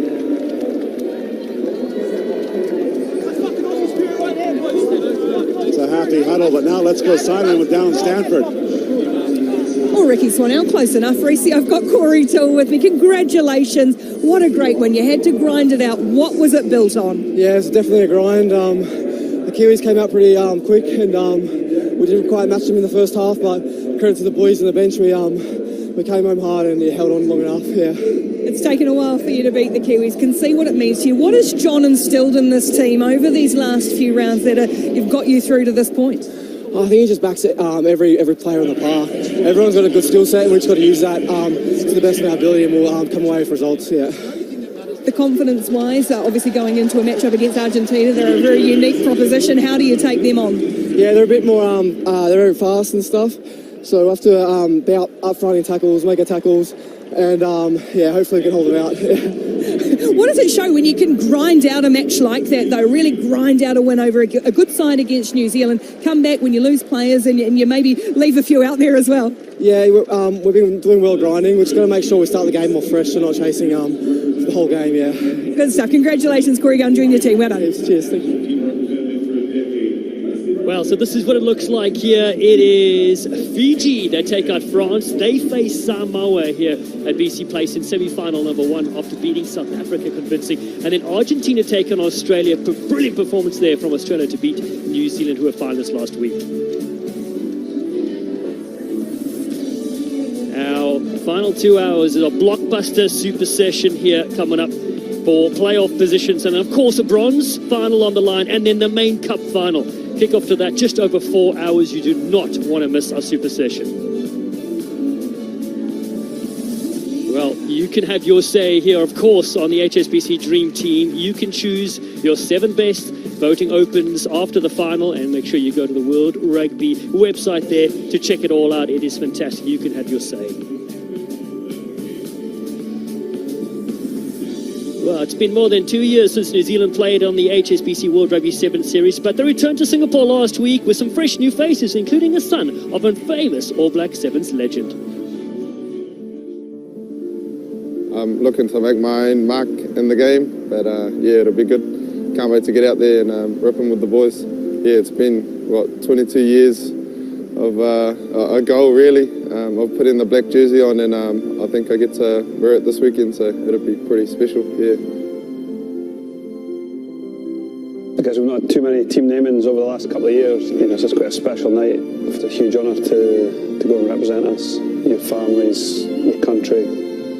Being picked was quite surreal. I think it's a dream come true. When my name got put up on the screen, yeah, I was flooded with emotions, but yeah, quite stoked and can't wait to rip in this weekend, yeah. Called Mum and Dad after I got named, and they were pretty stoked. Obviously Dad's had quite a big name in the Sevens world, but yeah, hopefully I get to, live up to the name, or even do my own thing. If anything that I've passed on, it's the love of the game, and I'm happy about that. Singapore was actually my last tournament for New Zealand, and so it's a nice little carry on, I guess. This is his first tournament, so playing for New Zealand, there's always a bit of pressure to perform. It's not going to be plain sailing, but you got to dig deep. Just super proud that he's actually made it, and about to don the jersey. I'm looking to make my own mark in the game, but yeah, it'll be good. Can't wait to get out there and rip them with the boys.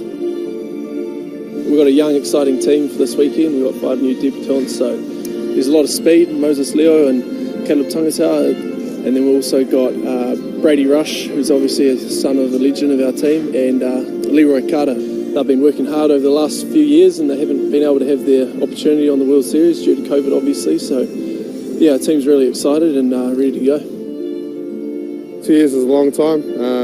I think it's given me just the right amount of time to get ready for this game. But yeah, we'll see when we get out there. Could be a whole different beast, but looking forward to it. Yeah, training with the best in the world every day, it kind of pushes you to be the best. And yeah, just grateful to be in the team. Yeah, finally being in tournament is quite good. Seeing the other teams around, yeah, it's getting pretty real.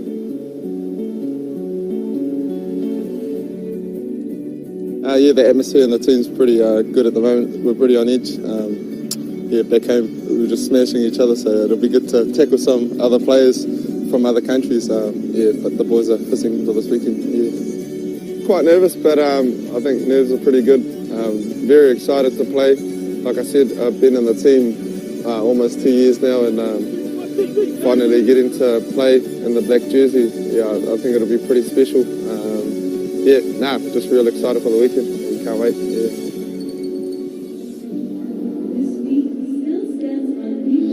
Well, let's take a look at the business end of the competition. The top 8 met in the quarterfinals.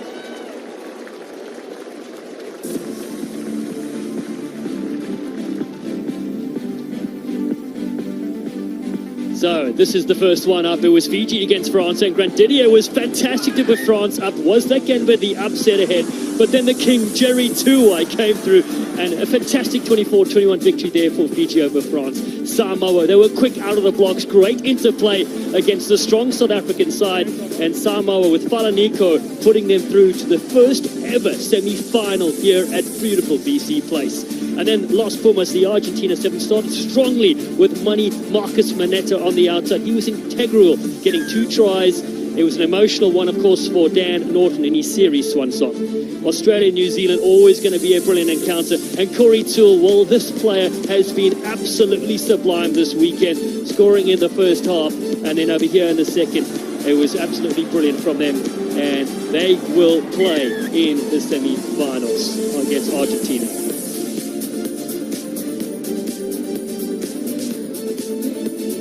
So this is what the bracket looks like here in the semi-finals on the right of your side. It is a all South Pacific feature between Fiji and Samoa. Argentina will take on Australia, who was so superb against New Zealand. Argentina on a great form as well.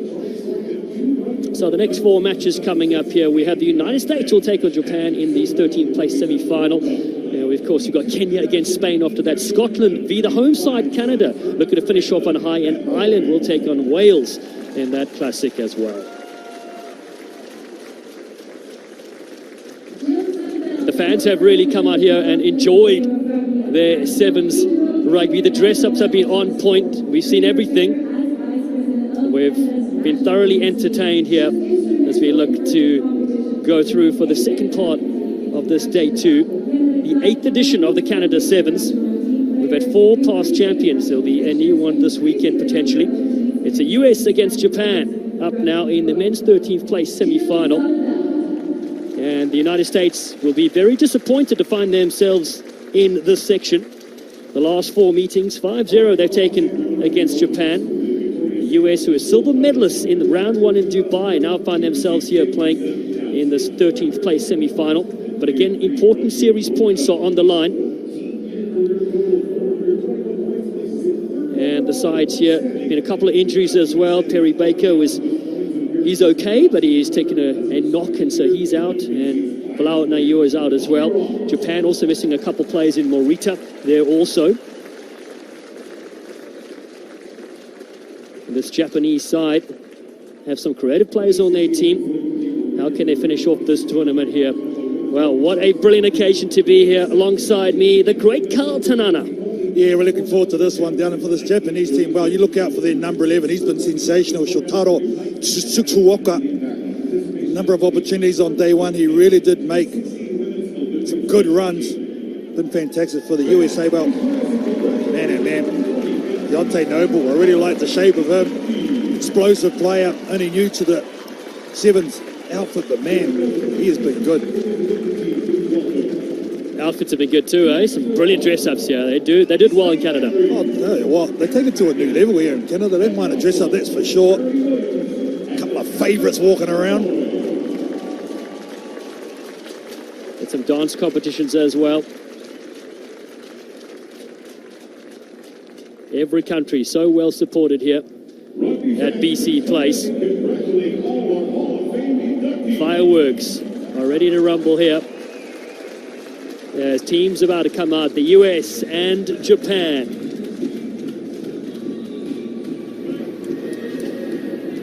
Here come the two sides right now. As things warm up inside the dome here in Western Canada. Stunning pictures coming at you live and loud at day 2 of stop 6 on the series. And this American side will, as we mentioned in the build-up, Beach is pointed to be here. Japan need to get valuable series points. And that'll be the thinking for them. I'm sure that's what the number 5 are just talking to them about for Japan. Yep, roger, thank you. Kameli Rovovo, Latanada, Soejima. So much experience. Thank you. This USA team, yeah, they'll be disappointed, but still, it's a very young squad. You've got to remember they've lost a massive amount of experience. Local man Mo Chaudhry has the whistle for this one. It's the United States on the right kicking off with Talatapusi and Japan with the red shorts on the left to receive. This is the 13th place semi-final at the Canada Sevens in Vancouver. Kick comes up, nice little lift there. Shotaro Tsuoka does really well. Scored 2 against Wales early in this tournament. First possession for the Japanese side. They whip it wide. Good ball there from Tominaga to the 22 to reload. They lost out to Canada 29-5 in the 9th quarter final, but now they get things going here with some forward ascendancy. High tackle. Soka in there as well. Quick ball there Manage from over. Atanara Shoijima. Tominaga offers a switch. Comes back to Soijima. Such an experienced player, 26 events, nearly 50 tries, and they skip against a couple of US defenders. First minute possession, they'll go the other way. Talatapusi taps and goes quickly. Schrader's on his hip. Joe Schrader, the man they call Shoulders because they're so broad, gets the opening score in this game. We just grabbed across the ground there, did Schrader. He's been working hard for them. There's the nice turnover from Talapusi. Man, he has got an engine, that's for sure, Schrader. Doesn't shirk the hard stuff. Former cheerleader at college. His try converted. 7-0. The US Eagles strike first. Joe Schrader gets them done, and led by Mike Friday, kept Gemini coaching in 2019. They'll be barking orders to the side.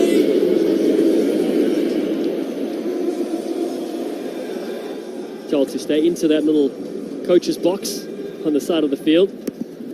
Mike Friday, such an animated character. He's been brilliant for the US Eagles over the years. Maceo Brown captures this one for the Americans. Lucas LeCamp, one of the young guns in the side. Offers a little switch. Talapusi comes back to Brown on this near side. Maceo Brown, Tempe RFC player, gets rid of one, cuts back in. He'll get over for the second try for the US Eagles, and they start this game with 2. Yeah, just a defence there from Japan going way too high on Brown, who's very strong across the shoulders. Look at him here, there's defenders in front of him, uses the left foot step, goes off the right, just crabs down, braces for the tackle, flings it off with his power, and then another step just to finish. Good set of skills there from Brown. Yeah, good to see Maceo Brown back in the US Eagles Sevens fold. Debuted Dubai 2018, Grand Canyon University product. His favourite moment was winning the Las Vegas Sevens at home. 14-0, the US lead.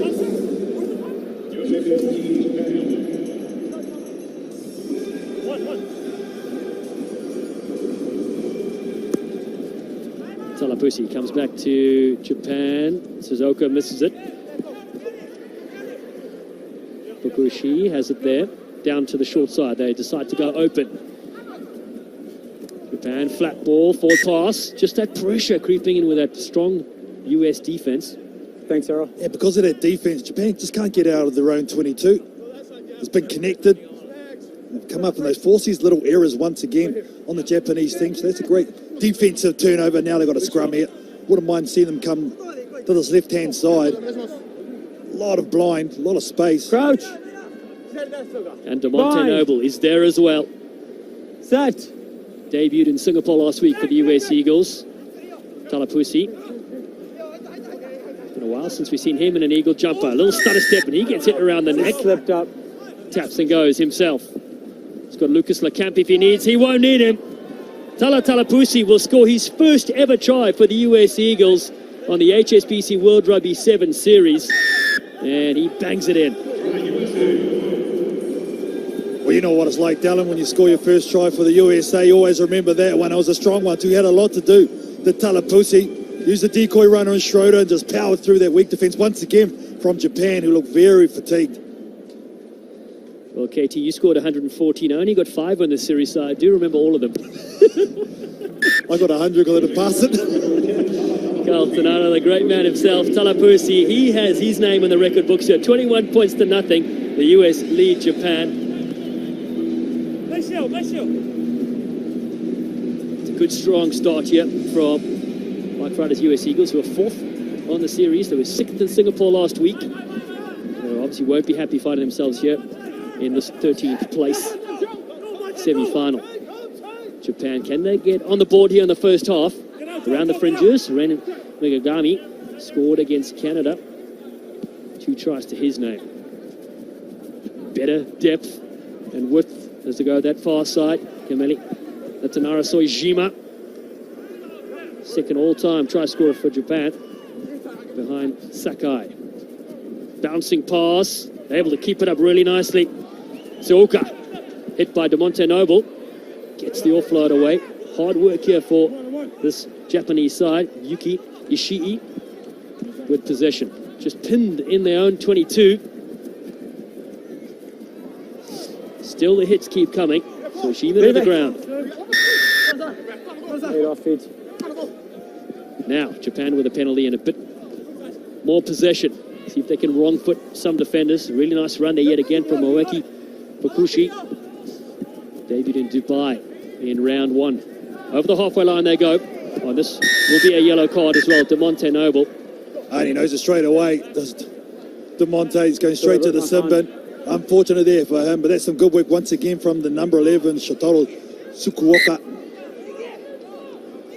7 against 6. Stepping up the middle. Ishii. Great turn of pace. Just had there by Lucas Lecamp. Entry. But Japan continue the attack. Tooka fives it back in field. There's space to operate here. Kazuma Nakagawa scores Japan's first try in this game. Yeah, first visit to the 22 and they come away with points. Exactly what they wanted. This Japanese team ran a nice hole. Did the skipper Kazuma Nakagawa. Just playing quick, weren't they, Hez? Going to be the penalty at this breakdown. It's a good injection there from Yamada. Just the easy pass off, a nice line run. That was a numbers game in the end. Nakagawa putting one down. It's come straight back down on the ground. 21 points to 5. And coach Koichi Omeda will be happy at least with that strike back. As you mentioned, the first time they get in the US is half they score points. Knocked down brilliantly by Soijima. Bobbly ball on the ground for Ishii. It was really good with that.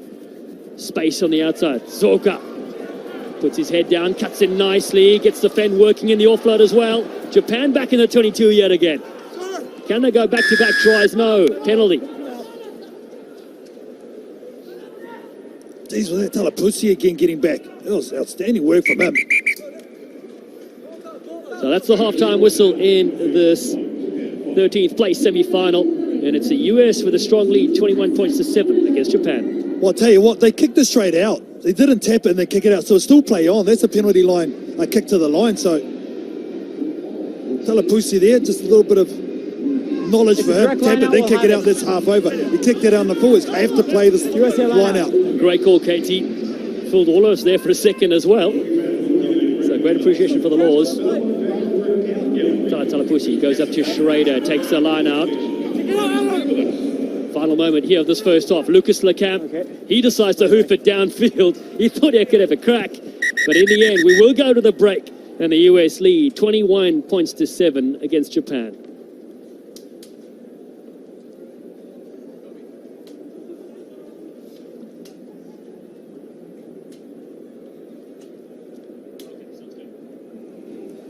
Well, it is Easter Sunday here at BC Place and around the world, and the fans are certainly come dressing up. Where are the Easter eggs?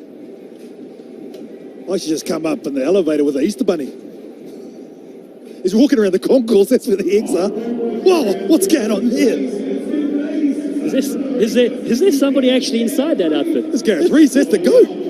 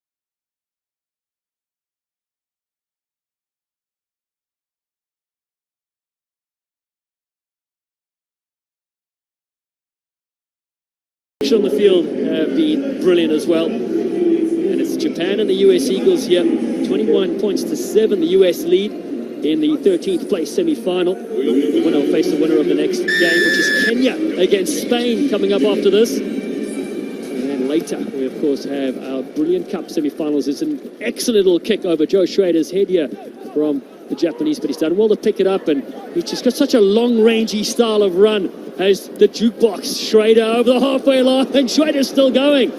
Flicks it back into Channel, who's there. Adam Channel's come off the bench. Great ball here on this near side. Gavin Diamore does really well. Into the 22 of the US Eagles. Look at his strike here first in the second half. Tala Pusi scored his first ever try in the first 7. Lucas Lecamp holds it up. Diamore jumps back in, normally wearing a red scrum gear. Not right now. Schrader in midfield, flicks it all the way down to Malachi Esdale, stutter steps, flicks it back into Talapusi, their number 10.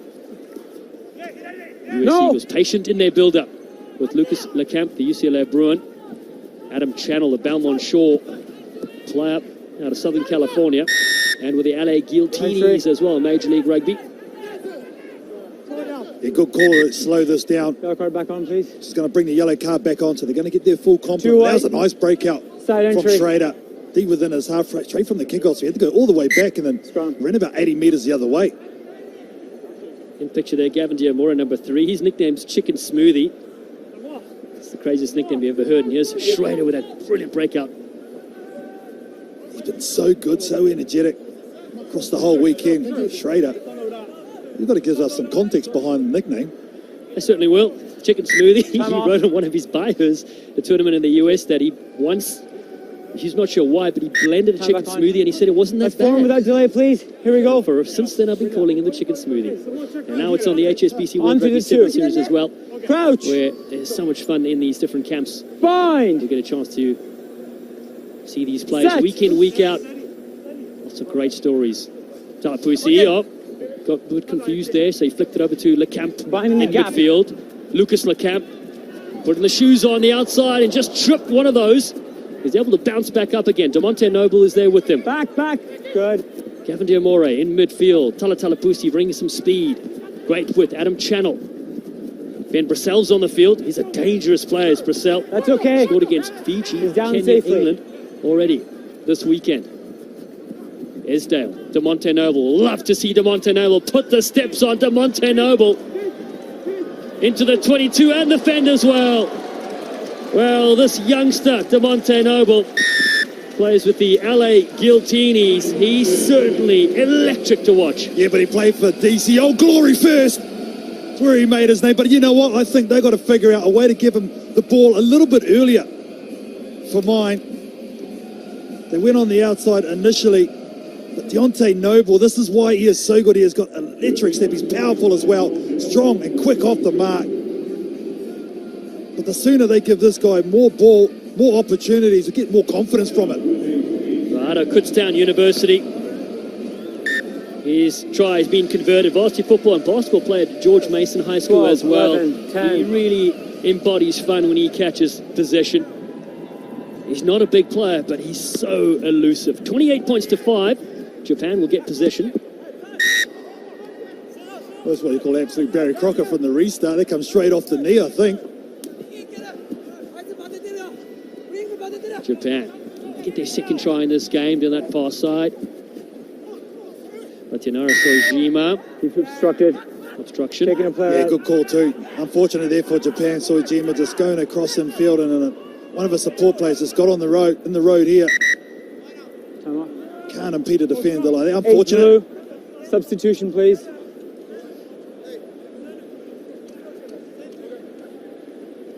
So the US Eagles, Singapore last week, 1-4, lost 2. They lost to Ireland in the Cup quarterfinals, 14 points to 12. Come back on. That's where they want to be. They want to be competing in the top 8 spots. Remember they've lost the likes of Danny Barrett. Crouch. I mean, their skipper, he's been in and out of the lineup. He's had injury problems, hasn't he? This weekend, Kevon Williams, Madison Hughes is next to us. The other ones like Martin Yosefo, Matale Yuta, Kisi Anufe, Christian Dyer, all playing with the Houston Sabercats in Major League He's caught Rugby. it, that's fine. Bounced up here for Advantage, Marcus high Tupola. tackle. He's done well to keep here. Channel works over the halfway line with DeMonte Noble. They'll come back for the high shot. I like the game management by this USA team. They're going to call the scrum here. Talapusi. Over the shoulder. Which I think is a smart move. In the middle of the field, you just open up both sides to attack from. Scrum. Yeah, and Kate, you mentioned those legends. Also want to give a shout out to the Yosefos and the Barretts, both having their first children this year. Massive congratulations to those families. And they have terrorized the Sevens World Series for many years and now raising youngsters. Hopefully the new batch of rugby players, stars in the US coming through from those families. Oh, it'll be great to see in years to come. Tupola, meantime, for the US Eagles, has a couple of weaving little steps, and he goes on the outside to Maceo Brown and stretches the legs. He'll get a double in this game. Will Brown for the US Eagles, and that'll confirm the victory.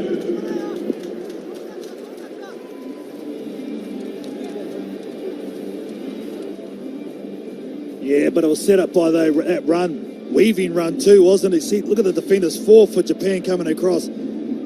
Try and chase down Brown. Some nice work done in the midfield.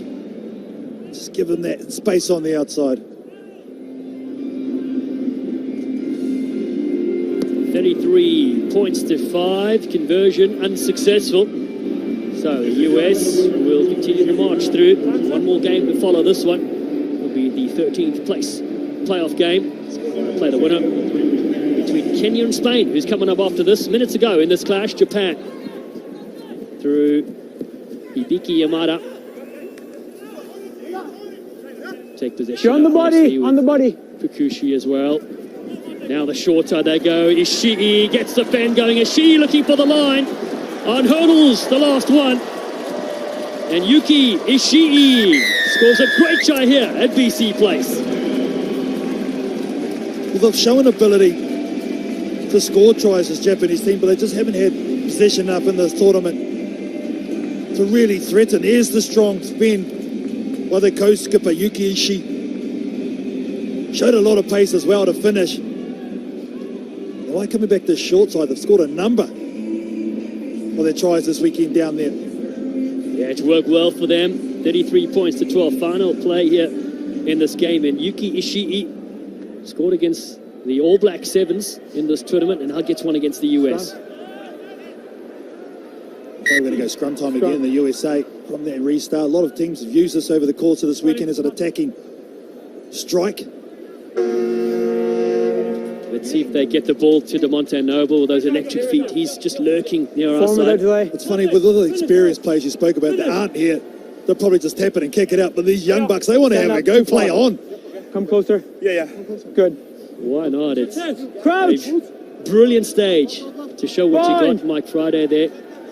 Set. He's been with the program Stay on, several years two. right now, Stay on. coached England and Kenya as well. DeMonte Noble, he gets early position here, a couple of red defenders in front of him. He eludes 3 or 4 of them, gets the goose tip as well up the middle. DeMonte Noble to the 22. Tala Pusi looking to go the short side. Tupuola, he's also got some great steps as the Belmont short player. Finds his club teammate for the LA Guiltinis. Tupuola. Tackle. Sojima getting in. Not on the ball. Not on the ball. Not on the ball. On the body. Channels on their far side, but DeMonte Noble decides to rest the stepping legs and put it out. So the US confirm the victory here against Japan, and they won this one by 33 points to 12.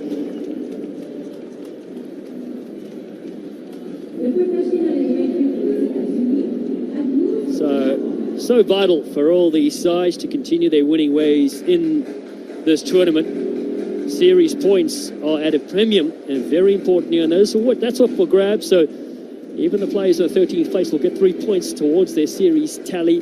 Vitally important for all these sides. And the series so far looks like this after our earlier rounds in Dubai and in Spain and Singapore. South Africa at the top with Australia and Argentina. There'll be some movements there with different sides, of course, heading into the semi-finals as well. All right, the next 13th place semi-final is Kenya against Spain. The Shujaa Sevens of Kenya, led by their captain Nelson Oyu, and Javier Dewan brings out Spain.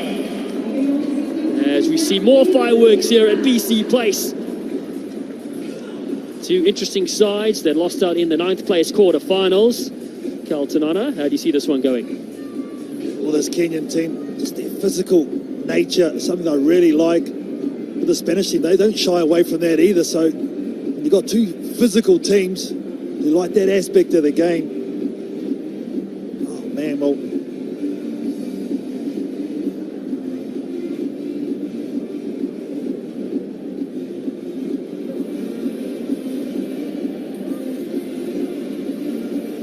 great footage of the flames going off here. Our referee for this one, Francisco Gonzalez. Over 50 matches on the series for the Uruguayan. Kenya will kick off. From right to left, the Shujaa Sevens. With Rafael Wangila. Debuted in Singapore last week. Now on display. Get down to Moreno on the short side. Manu Moreno for Spain. They went down in a real thriller against Wales, 19-14, the final play of the game to end up here. Also had a narrow one against Canada, and they're breaking straight away with their captain, Javier Dewan. Javier Dewan looking to go on the outside as well, flicks it in. Oh, it's been captured by a Kenyan hand. And Edmund Anya is there. Off it. First penalty goes to the Kenyan side, and strong defense. wants to play. They're going to go the liner here, the Spanish.